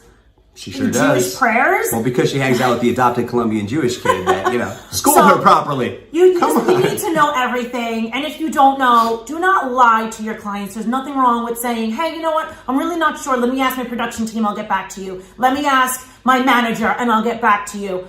It makes you human and it makes you real, and people appreciate that. They appreciate that. I can't tell you how many times people have been like, man, I really appreciate you not lying to me or just saying something just to say something. Like, I will go and realize that that's one of my weaknesses, whatever that topic is. I will go and guess who she calls? I will go ask Jordan. I will go ask somebody who can help me and get it done. That's awesome. Really, really good stuff. And it's so much fun, guys. You'll find that if you could start to do these tips a little bit and maybe add a little bit of your own secret sauce to it, because, you know, obviously every relationship is completely different. Both Jaymie and I are alphas. You know, she is a badass Leo. I'm an Aries. We are both super aggressive. We know what we like. We know what we want. We're passionate as you know what. Like, we love hard. We work hard. We play hard.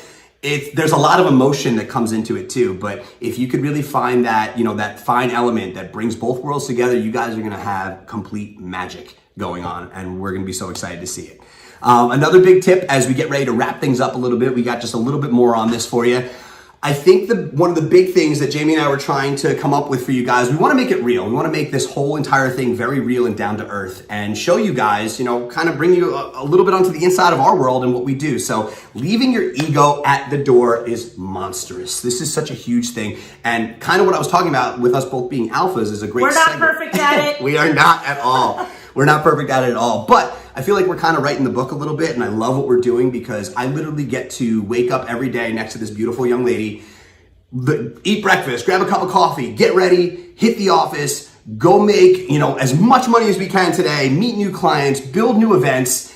And it's hard sometimes. Sometimes you show up at the office and, you know, I didn't walk the dog and, you know, it was an accident and it was my bad, but it happened. You know what I mean? It happened, and we do our best now, and we try our absolute best, and nothing's perfect, to leave that outside. That's so big, right, Jaymie? It's humongous. And again, we're not perfect at it. But, you know, if Jordan left his clothes on the floor, which I probably did, I can't go to They're work. actually probably there right now, waiting for us to get home. And freak out on him about it. You know, you got to leave that stuff at the door. Nobody cares. You're just putting everyone in a bad mood. You're putting salty vibes into the air. People can totally feel it. And it's happened to us before here at our offices too. You know, like we'll when come you in. lost my AirPods. Correct. I did lose Jamie's AirPods. And I went to work. And she did. Very cranky. And one AirPod down from the two that she was sold from Apple. So, you know, things do happen, guys, and life is real. Do your best to leave the real and the personal stuff outside and thrive in the office. Brings us to our last point. Yes, get him, Jane, get him.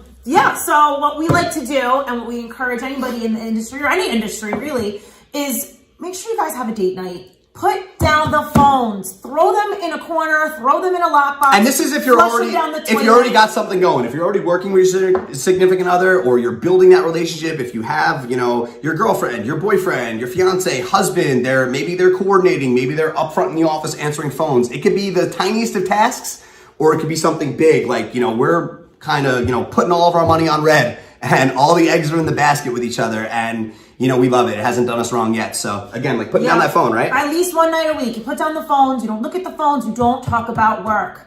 I know it's hard. Usually we end up 10 minutes into dinner. Oh, client so-and-so, blah, blah, blah. We're like, whoop, rewind, suck it back in. Like, don't talk about work. And we'll make a joke about it too. I'll be like, oh, I thought we said no phones. Or yeah, we forget about it sometimes. Have fun with it a little bit. Again, guys, nothing's perfect. But nothing. Zero. But if you guys can take these tips that we kind of just gave you, put your own, special touch onto it with what you have going on in your area and what's big, and, kind of how your demographic is for your clientele that you're selling to. You could be a single op, you could be a multi-op, you could be a production manager, maybe you run the photo booth division for your event. You know what I mean? These are all ways and tips that can work in any situation throughout it. We've had great success with it. We're still learning every single day, right? Every day. But hopefully you guys took these last 5 or 6 tips. You could take them to heart. You could use them. You could implement them. They can help you guys out. Maybe you could even monetize them and make some money off it. Right, Jane? Oh, that's the goal, right? That's really cool. So from our hearts and from our couple love to your couple love, I want to wish you guys the best of luck. We want to thank John Young for putting us out here to put this out to you guys and give this little tutorial and a little insight to our lives. Jordan Marshall, Jaymie Perez, we love you guys. We love each other. And we're going to finish this with our super secret handshake. Super secret. Half a heart. Half a heart. Let it rain. Let it rain, baby. We'll catch you guys next time. Have great events. Rock out, and we'll see you later.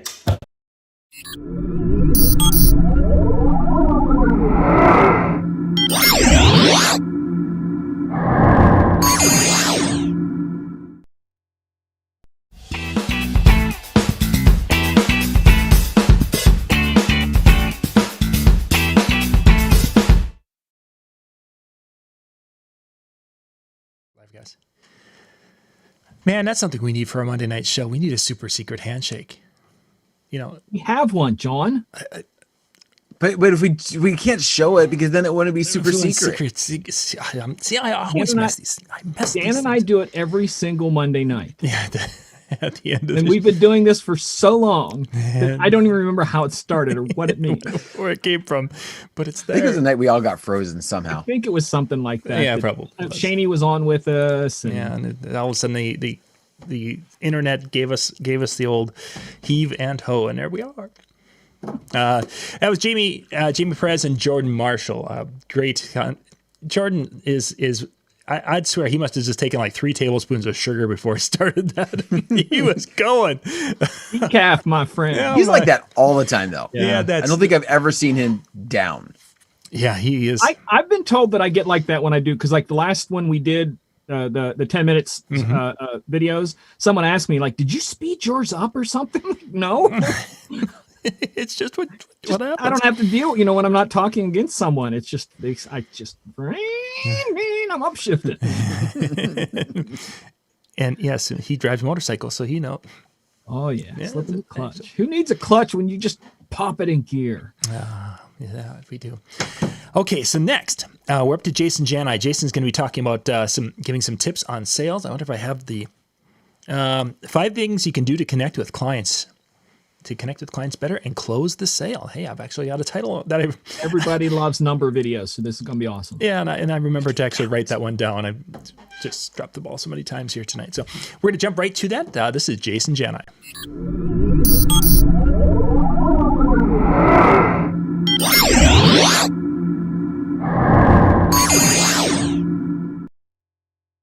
I am fired up and I am ready to go. What's up, everyone? It is Jason Jani, and in this video, I want to share with you 5 things that you can do to connect better with the people that are sitting in front of you, looking to hire you or your entertainment business for their upcoming event or celebration. This video is all about building solid connections and things that you can do to do better with the sales and landing opportunities when they're in front of you. Everyone in the event industry has a different style, a different type of company. They do different things. Everyone has a different business, a different vibe.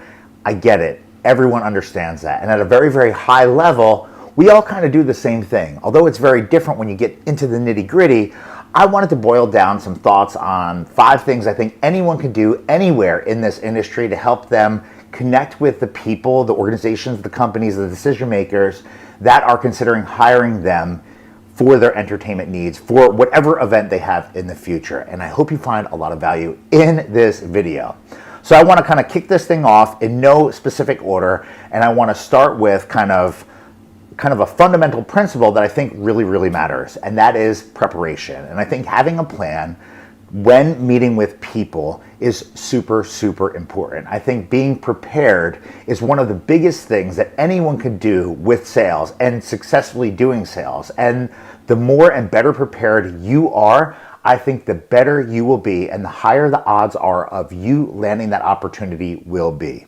So what can you do to kind of stack the deck in your favor? Well, I would start with, think about the questions you typically get asked. And I would think about trying to twist those answers into the staging of your conversation right from the beginning. Try to intertwine some of the answers into things that you're going to talk about so that you're answering questions before they're even asked.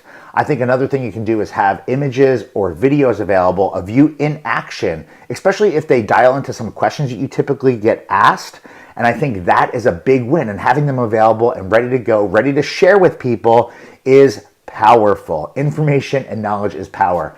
I also think that having a guided kind of process is super important. I know for me, I like to talk a little bit about their needs, a little bit about them. I try to open up the conversation, getting them to talk. Then I go into a little bit about myself, a little bit about the company, how we operate. I then go into services that could in fact matter for their celebration.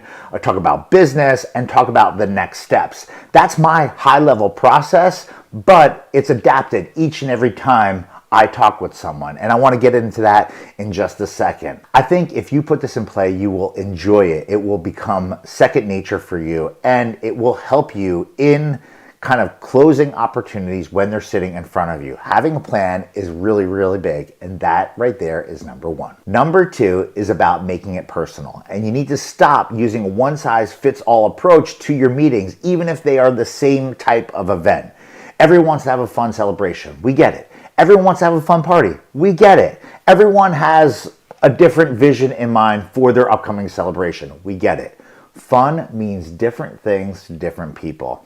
So it is super, super, super important that you try not to force the round peg into the square hole with your process and the way you are talking to people.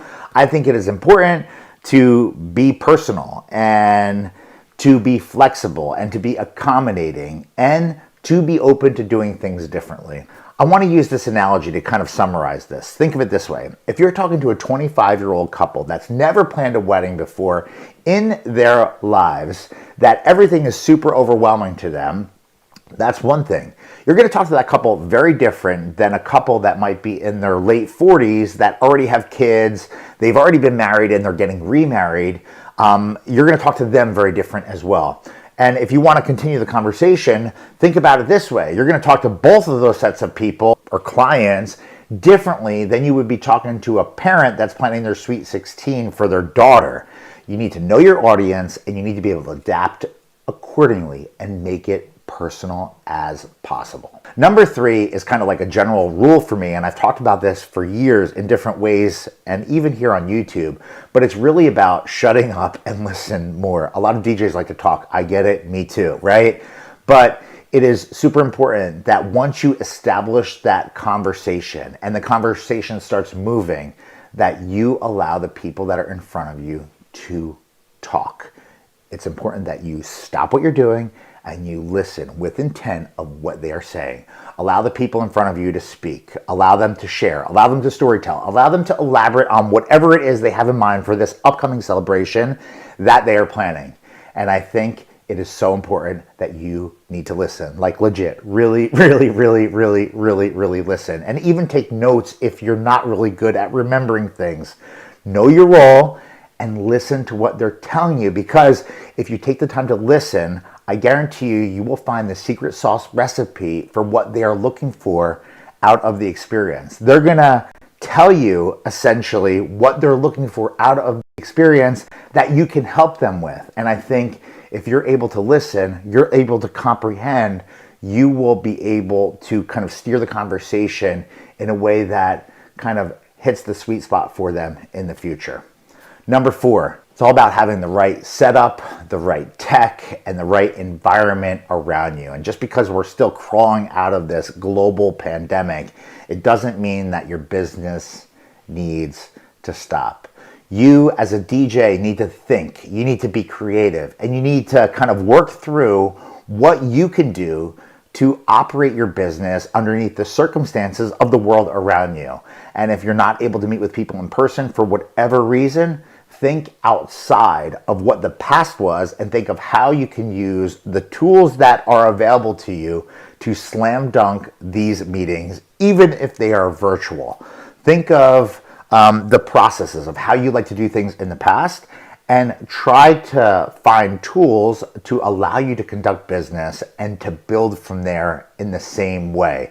I use tools like Zoom and Ecamm, and I use a series of cameras and lighting and microphones so that the tech side of my meetings and my virtual sessions and whatever are super professional looking, and they look really good. And by the way, I have a series of videos on the tech side of doing virtual meetings on my personal YouTube channel, and I'd love to invite you to check them all out if you'd like to get further into this kind of topic and kind of get into the rabbit hole. But from staging to lighting to software to kind of cleaning up your office, I offer a ton of stuff on YouTube, and I think it is an important part of kind of business these days.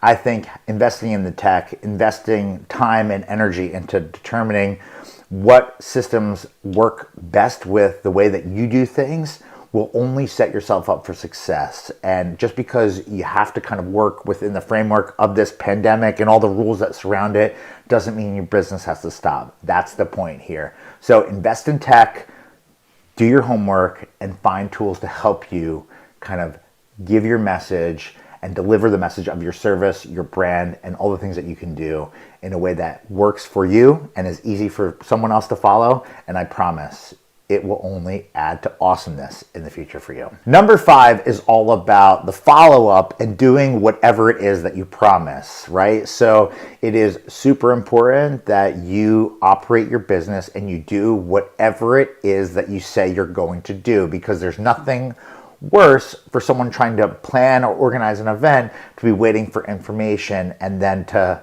essentially get frustrated and then go find someone else that's willing to give them the information when they're looking for it. Think about the process from the other side of this kind of conversation. Someone that's planning an event today of any kind can be exhausting. I mean, it's really exhausting to plan an event, especially for a lot of people that don't do this all the time. There's a lot of decisions to make. There's a lot of things to kind of think through, and everything costs so much money. And depending on the age of the people that you're working with, depending on the type of event that they're planning with you, and depending on if entertainment is a priority or not, regardless of where they sit in the social spectrum or the economic kind of demographic of the world in the United States or wherever you're watching this, regardless of what they do for work, it is super important that you do what you say you're going to do as a professional, as someone in the business. And if you are always kind of someone that is on time and prompt, I guarantee it helps your business more than you know. If you're someone that takes a while to send out an email, or you forget to follow up, or maybe you're not super respectful and professional, that could hurt your business tremendously. I'll be candid with you. I hate following up with people. I hate kind of following up after sales. I hate bothering people. I don't like when it's done to me. So therefore I kind of translate that and I apply it to my world where I don't like to bother people. I tell people when I meet with them that I'm not going to be bothering them every single day. I'm going to send them an email with information at the conclusion of our meeting, and I'll probably follow up with them again in 2 weeks just to see if they need anything else. That's my process. Some people watching this need to follow up every single day. They're going to text them, they're going to call them, they're going to do that. If you're going to do that, make sure you let them know that you're going to be doing that and allow them the opportunity of telling you what they need. Okay, we're not going to be able to look at this for another week, so don't bother calling me until next week. I think that's really, really key here. I think following up and being professional, being respectful is a big part of business, and it is super important that you always operate your business in a professional manner. Hopefully you found some value in these tips for you in the sales process, and I hope that you continue to crush business in the future. So that's it, guys. 5 things that you could do to kind of increase the odds of building relationships with the people and closing sales for you and your entertainment business moving forward. My name is Jason Jani, and I appreciate you taking the time to stick with me to the end of this video. If you have a question, you need anything at all, throw it in the comments down below, and I'll do my best to respond to every single person that takes the time to drop a comment down below. Be on the lookout for more content dripping right here on this channel in the days, weeks, and months ahead, and I hope you enjoyed it.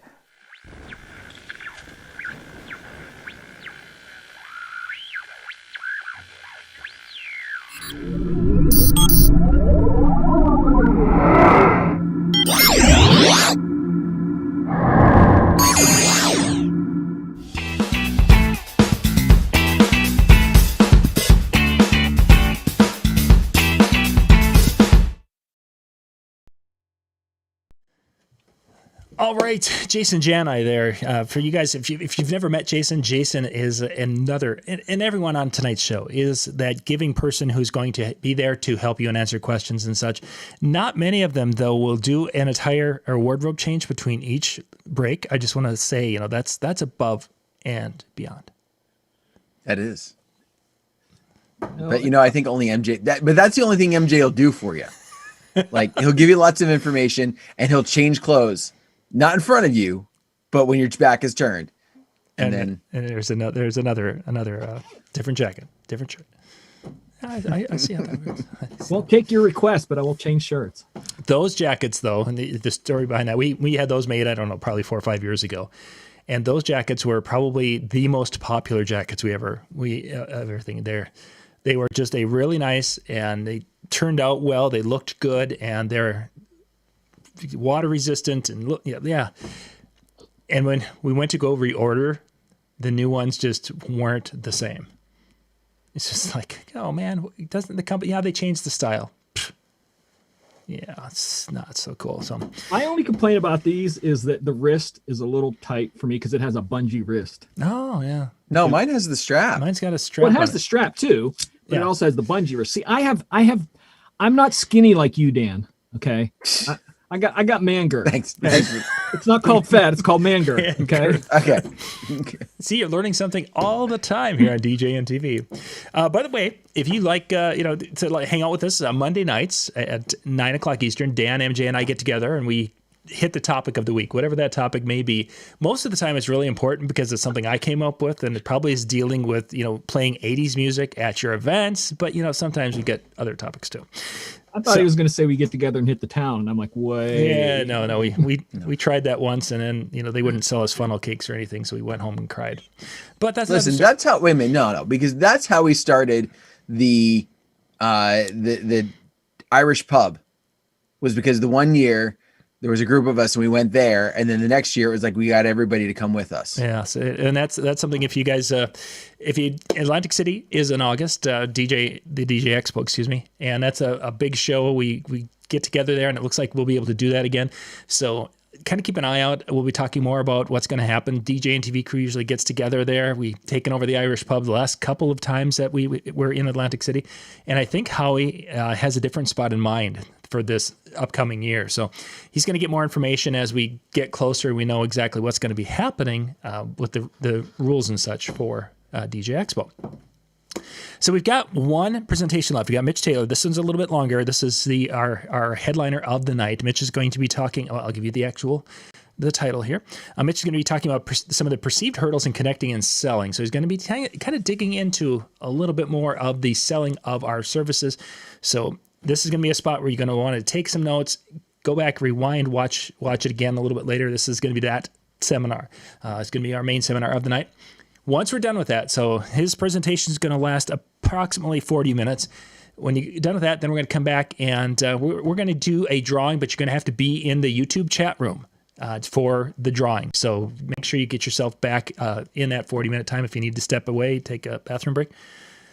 Change clothes. Change clothes. Yeah, if you need, you got an attire change. One last time we're going to talk about this. The Midwest DJs Live. They've got a promo going on right now. They're doing their event next week. Virtual tickets are available. You go to MidwestDJsLive.com, enter DJNTV into the promo code box, and you can get the virtual pass, and you can get that for $40 off. You'll be able to watch the whole show next week live as it happens, which is really kind of cool. Technology is great that way. Let's see, Matt, I love the Irish pub. Yeah, that is a cool, quirky, small, kind of a almost gross bar. Let's face it, the bar is kind of gross. It's just uniquely decorated, and it's uniquely, And I say they fry the stuff like so well. It's like the food, and the food is good. The thing that I've heard is kind of gross is the bathrooms. It's just that's. You don't use the alley like the rest of us do. I think that's what that was. Probably really. A step up for us. I thought it was a restroom, but it might have been the alley. Might be the alley. That's the thing. It could be that. Maybe that was my problem.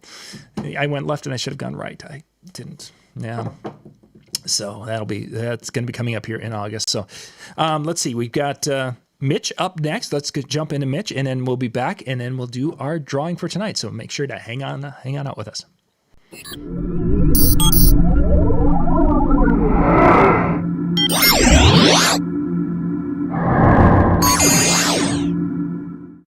Hey, Mitch Taylor here, and these are the perceived hurdles of connecting and selling.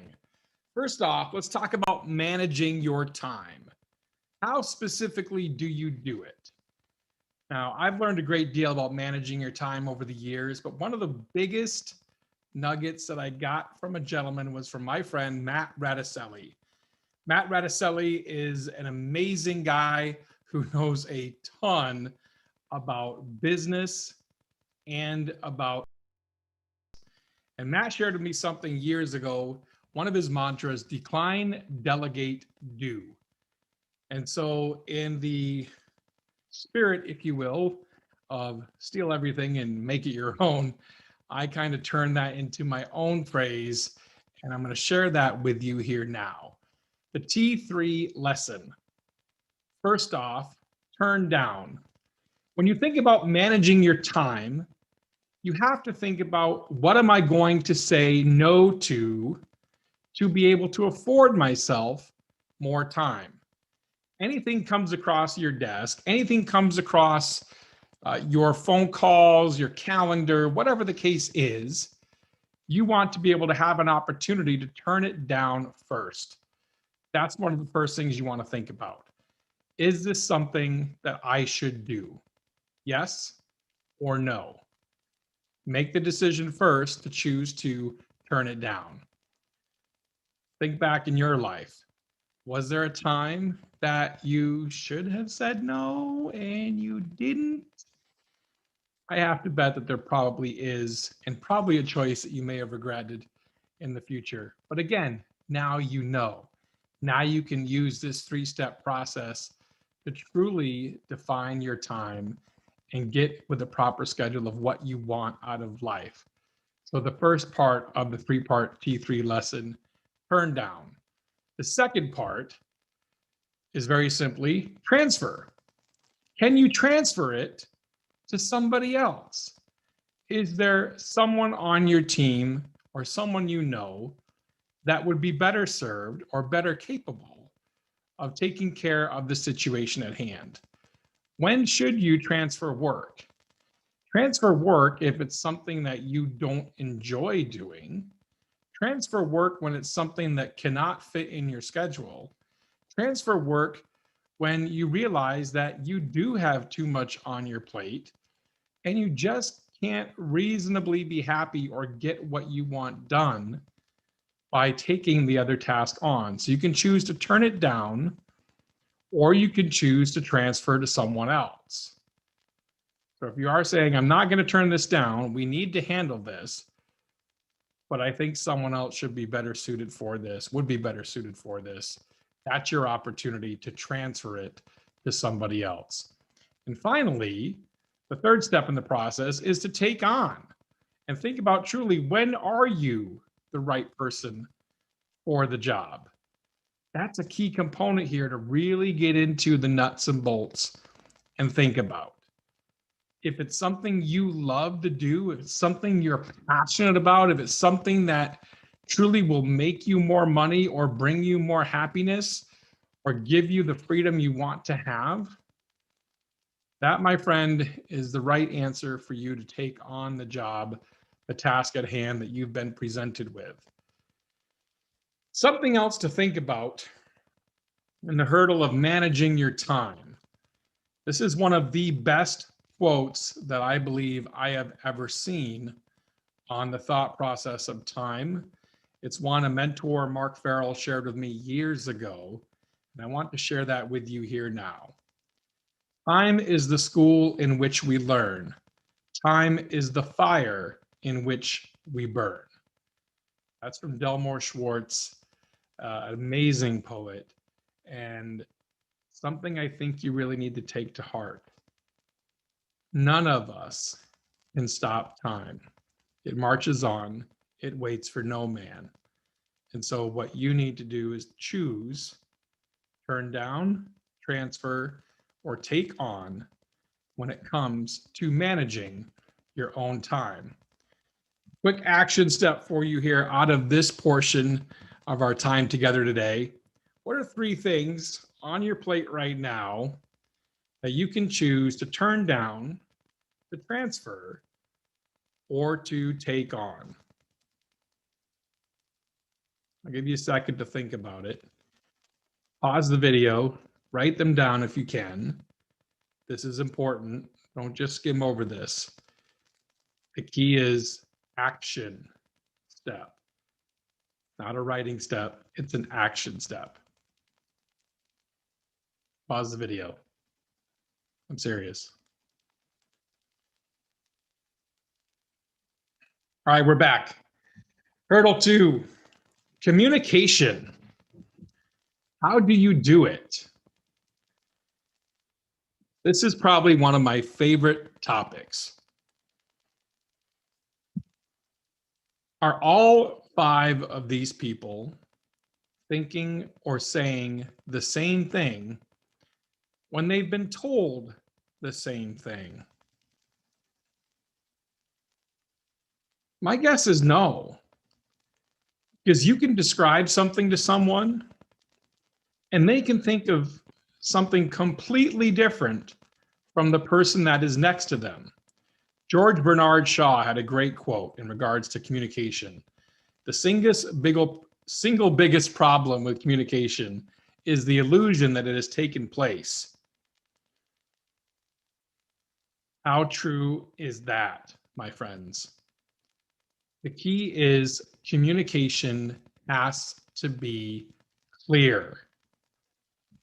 Clear is the biggest piece of communication. Make sure when you're communicating with someone, you are explicit about what you want and confirm that they understand what it is that you are asking for.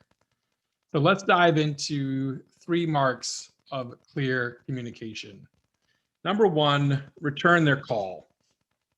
Ooh, yeah. I was just on the phone the other day with a fellow business person, and he explained how he was looking for service providers for an upcoming event. He made several calls and people that he knew inside of his own industry. There were several that didn't answer the phone. There were several that didn't even return the phone call. And there was also a few, one in particular, that waited 10 days to get back to him. 10 days. This is crazy. 10 days to get back to someone? In this instant age that we are in right now, where someone can deposit checks on their phone, they can call up someone, video chat, in China with a friend. It is crazy to me that you cannot get back to a client. Well, we're busy. We can't get back because we're so busy. If you're so busy, hire someone to take care of your phone calls, to take care of your clients, you know, the people that actually sign your paycheck. Because it's not you, my friend. It's your clients. Return their call. The first mark of clear communication. Let's jump into the second mark of clear communication. Building trust. I'm going to speak to the DJ side of things right now for you. And this is so important when you are speaking to a client that you are building trust. Let me give you an example. This is something I often chat about with couples in a sales consultation, a sales meeting. And we'll chat about their event, how things are going, what they want to have happen. And then I'll share with them a previous story about why they should hire us and also to build trust. So we talk about COVID-19. Yes, COVID-19, the pandemic, has completely changed the world that we live in. There are things happening now that weren't happening less than 15 months ago. And it's crazy to think how much has changed. I share with them a story of one of our clients, or one of our past clients, contacting us after a wedding that we had performed, and the bride telling one of our MCs that she contracted COVID, she believes, at her own wedding reception. This is 5 days after the wedding took place. Okay, now what? The MC, of course, is kind of freaked out, doesn't know what to do, doesn't know how to handle it. And so I just tell her to pause. Half the things you worry about never come to pass, and let's just see where things go.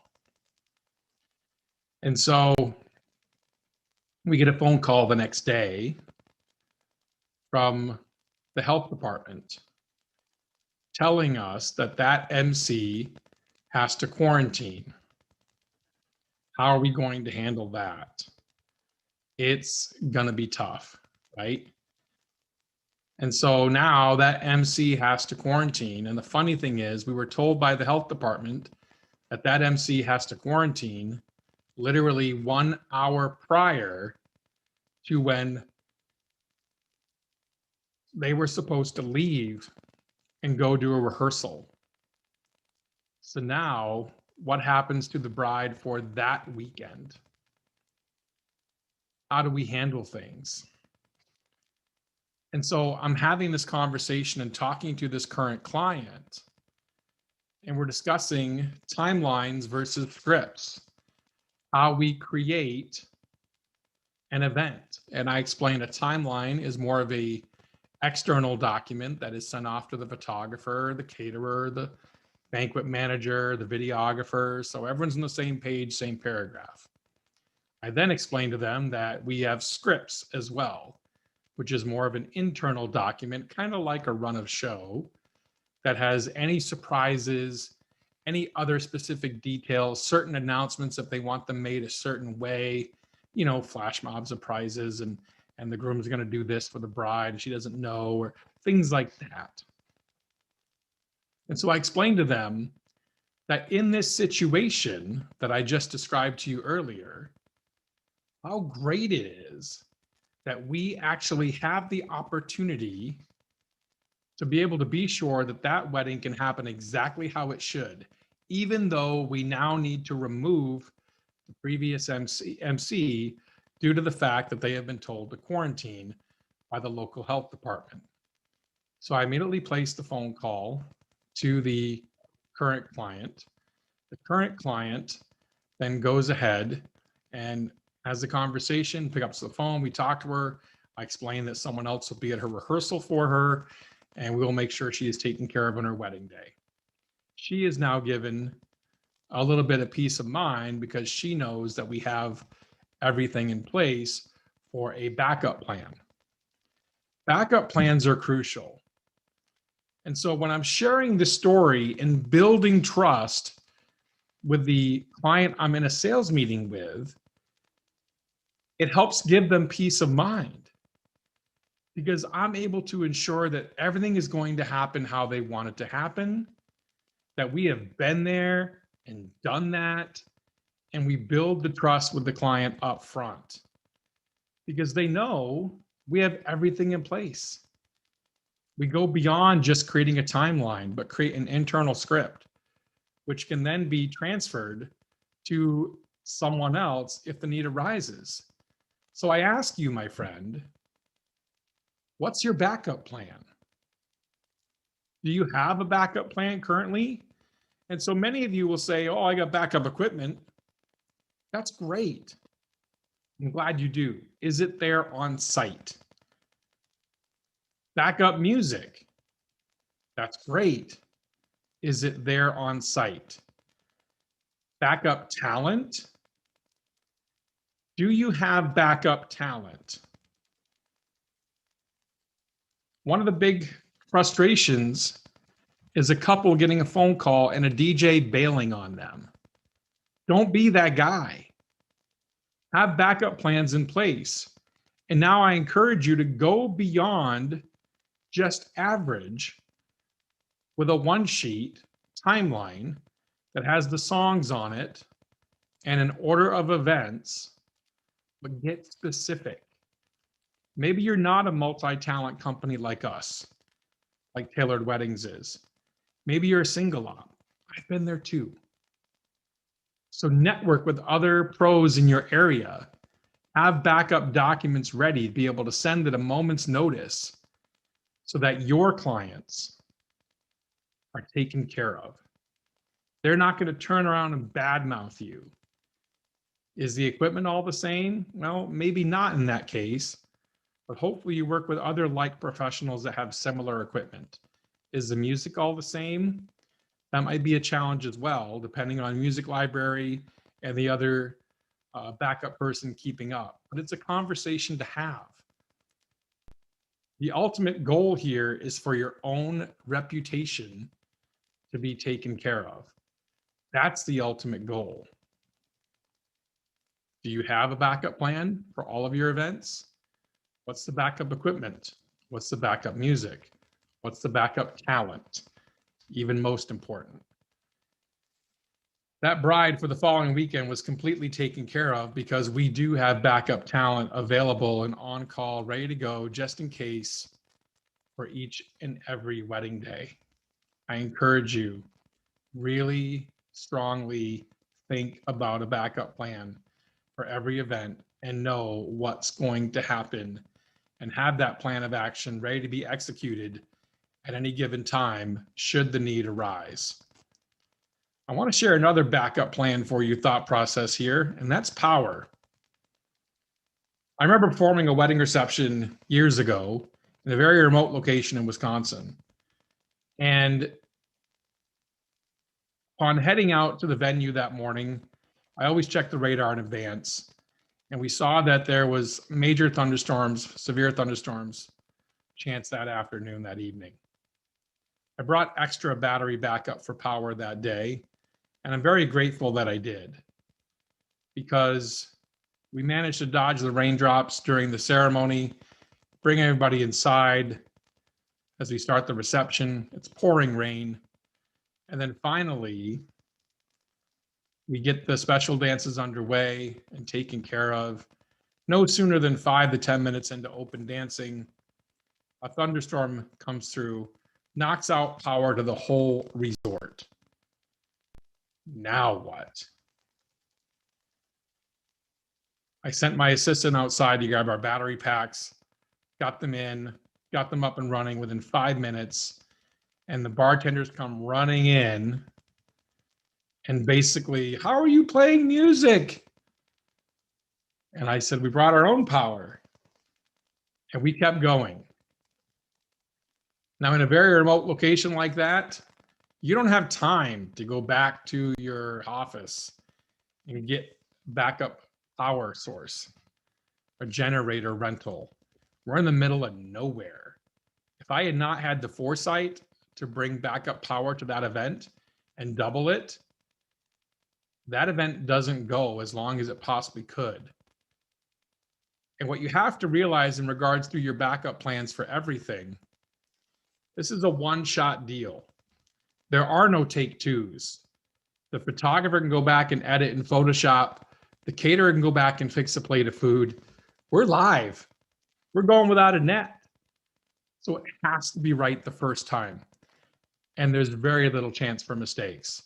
So I encourage you to lay out these parameters, these steps, specifically what you're going to do in the case of a quarantine, in the case of unable to perform, in the case of someone calls in sick, in the case of, power, music, all those details. Make sure it's covered.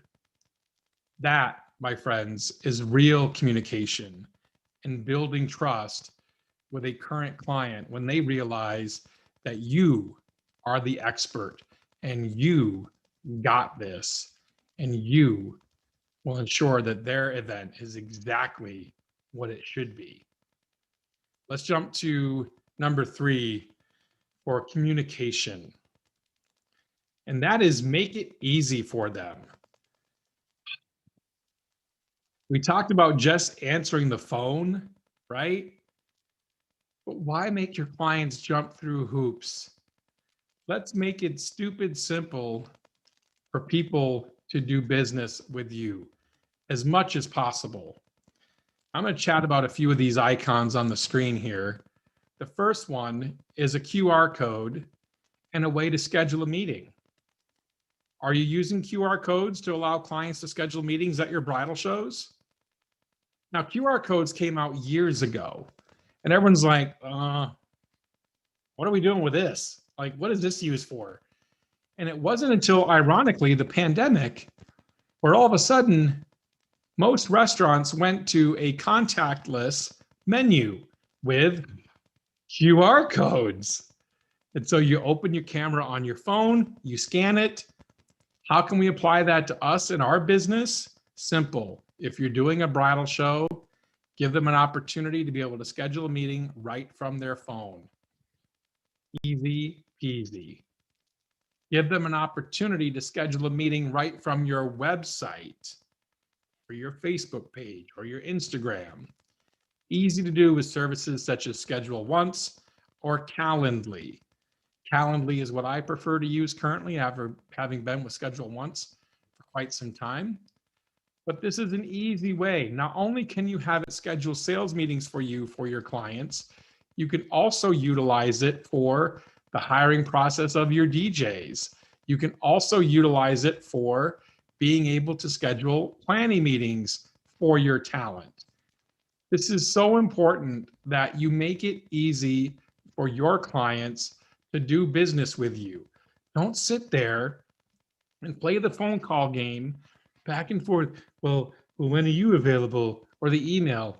Well, I could be available on Tuesdays. Okay, how about next Tuesday at 10? No, I got something going on. Okay, what about Wednesday at 4? Oh, I don't think that'll work. It's just ridiculous.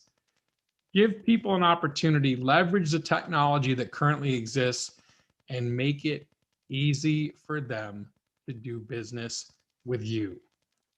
And finally, for the third icon here is e-signed contracts. Again, for everything, not only for booking you, but what about canceling you? Also should be easy. Do you have an e-signed cancellation form? Probably should. Otherwise, you make it hard. Make it easy for people to do business with you. Again, this is all probable and all possible, I should say, with the technology that exists currently. All you have to do is set up the e-signature links in your chosen CRM. Now, go ahead and make it easy. So right after they sign the contract, they click the button to agree to terms and conditions, just like They booked a hotel room. Our clients have been booking things online since they were teenagers. So they should expect you to evolve with the times and be a part of this as well. Click agree to the terms and conditions, type in your information, click submit, and then let's make it easy for them to pay us too.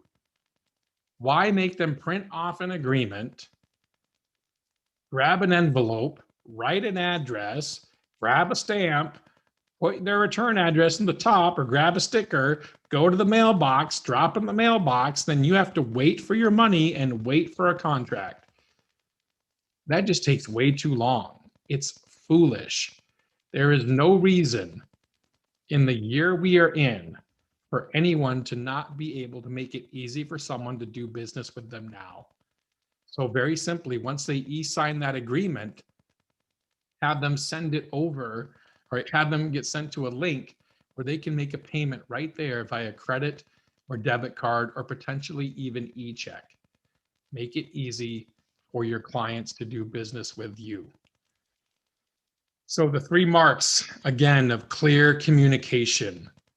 Return their call. You'll be surprised how you will stand out if you simply return their call within 24 hours. In fact, that could be a guarantee for you on your website if you can guarantee that.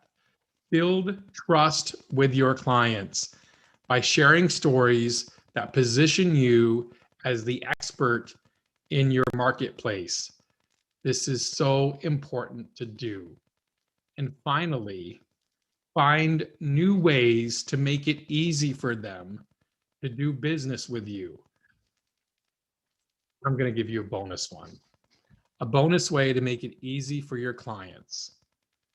In your planning forms for your couples, if you do weddings or mitzvahs or sweet 16s, you can also embed links to your own Spotify playlists.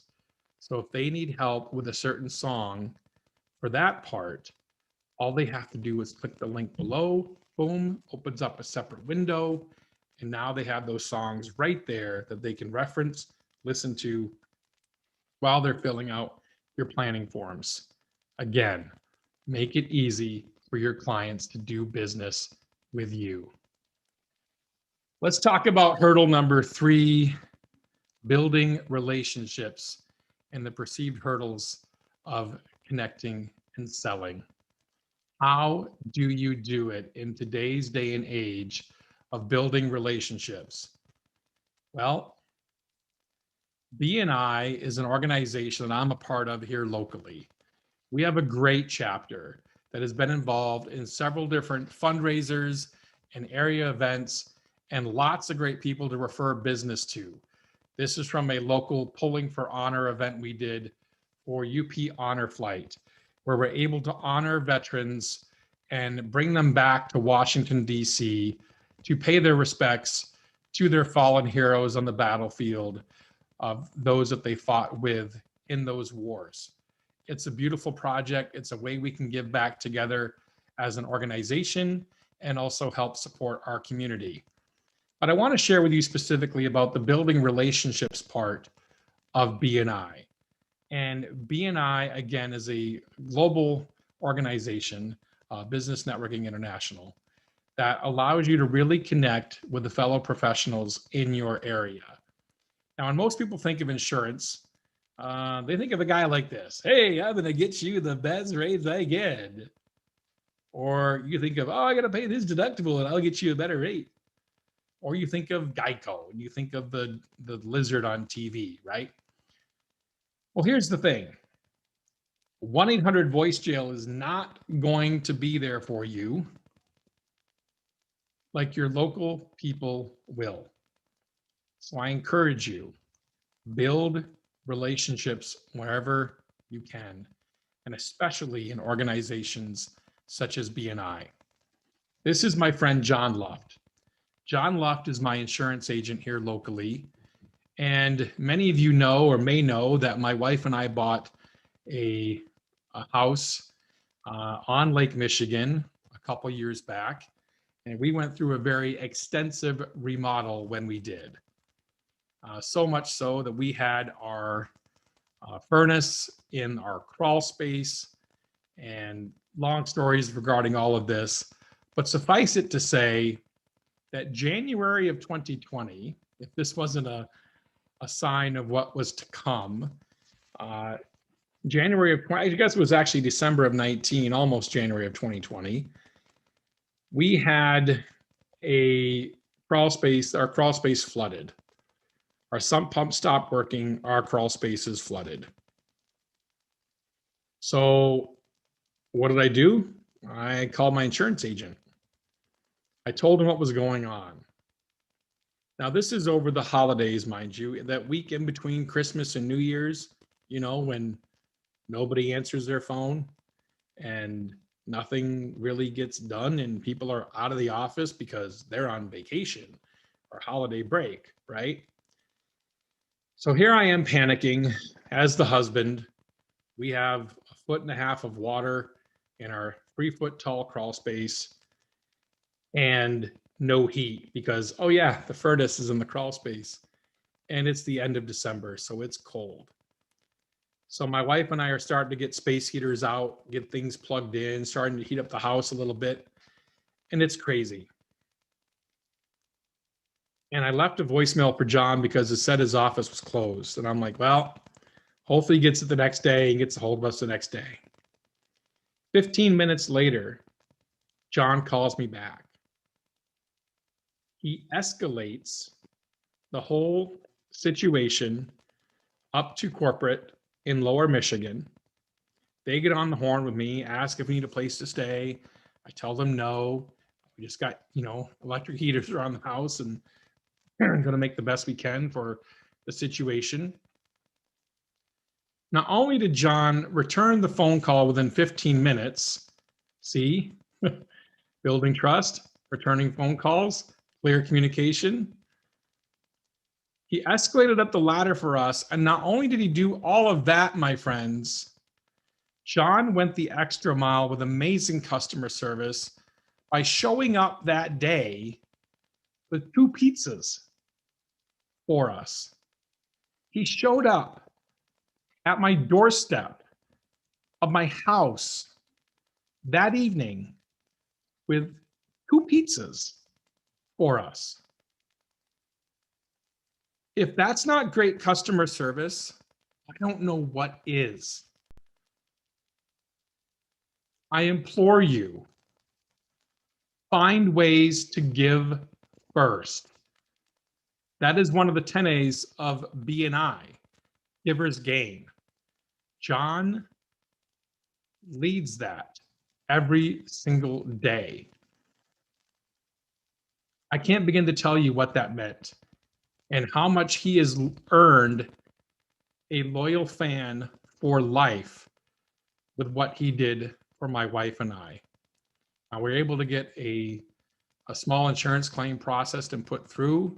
We were able to get money for our sump pump failure, and John was able to help us navigate the whole situation. It was really exemplary customer service, and I can't stress enough to you to find ways to give first to your own clients. I want to share with you how I transitioned this into a way to benefit John, even though he gave to me first. That's one of the beliefs of Giver's Gain. Give first so others will want to give to you. So what can you learn from Facebook? Here's a Facebook post of one of my neighbors actually, and asking, who do you use for car and house insurance? Looking for local business that has good customer service and someone that you can get in touch with over the weekends. Okay, so this is what my neighbor is looking for. This is all about building relationships, my friends. And so here's what happened. You see different people chimed in with different insurance agencies that are local. But what you can learn from Facebook, when you see these kinds of situations pop up, even about your own industry and business that you're a part of, is what customer pain points look like. This person Good luck finding a local weekend open place. Most / all are Monday through Friday. She's not wrong, but this is a pain point. And so a savvy insurance agent should look at this, should see this, and find a way to solve the problem for the customer and find a way to address pain point and take care of it. That's all sales is. Find a need and fill it. And this is one of those opportunities right here for a local insurance agent to take care of. Now I'm going to share with you what I shared earlier, but show you how I posted it on Facebook.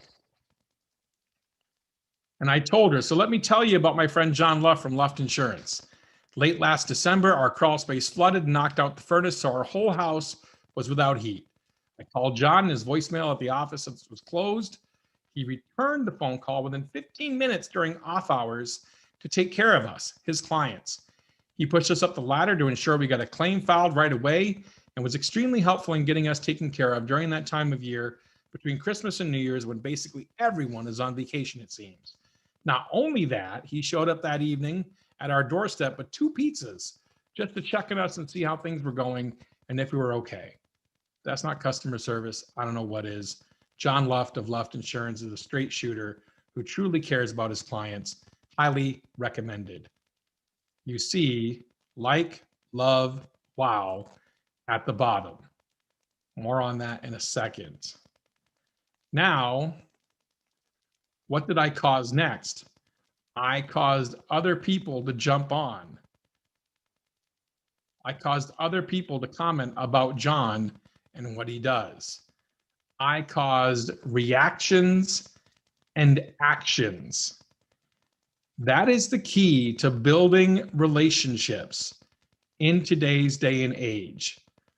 You need to share stories from those who have helped you or have such a powerful story of how you have helped others that it resonates with the people that you network with, that it will cause reactions and actions. Your action step right now is to go to the BNI.com website, locate a local chapter, set an appointment on your calendar, and attend. That is your action step right now of what you need to do. Let's walk through a few things here. Now, BNI.com is a national organization. It's also international.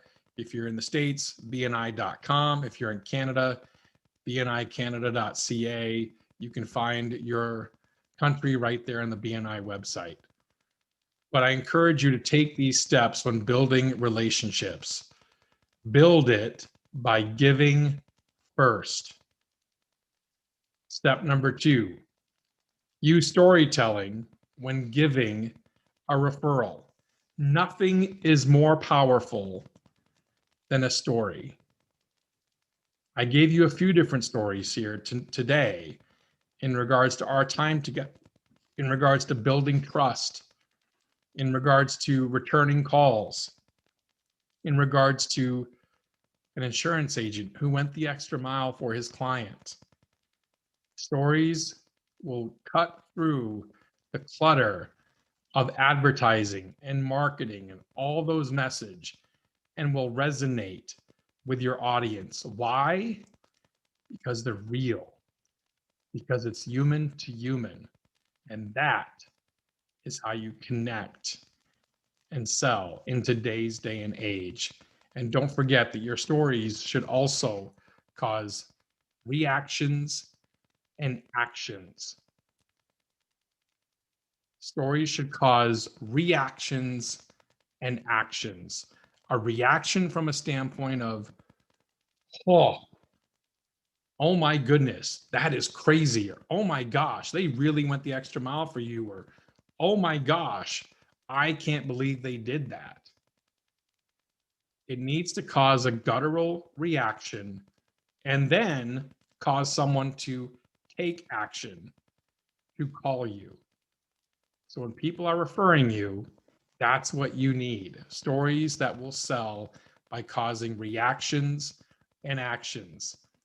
Those, my friends, are the perceived hurdles of connecting and selling. I'm Mitch Taylor. For more information on me and ways I can help you in business, go check out mitchtaylor.net.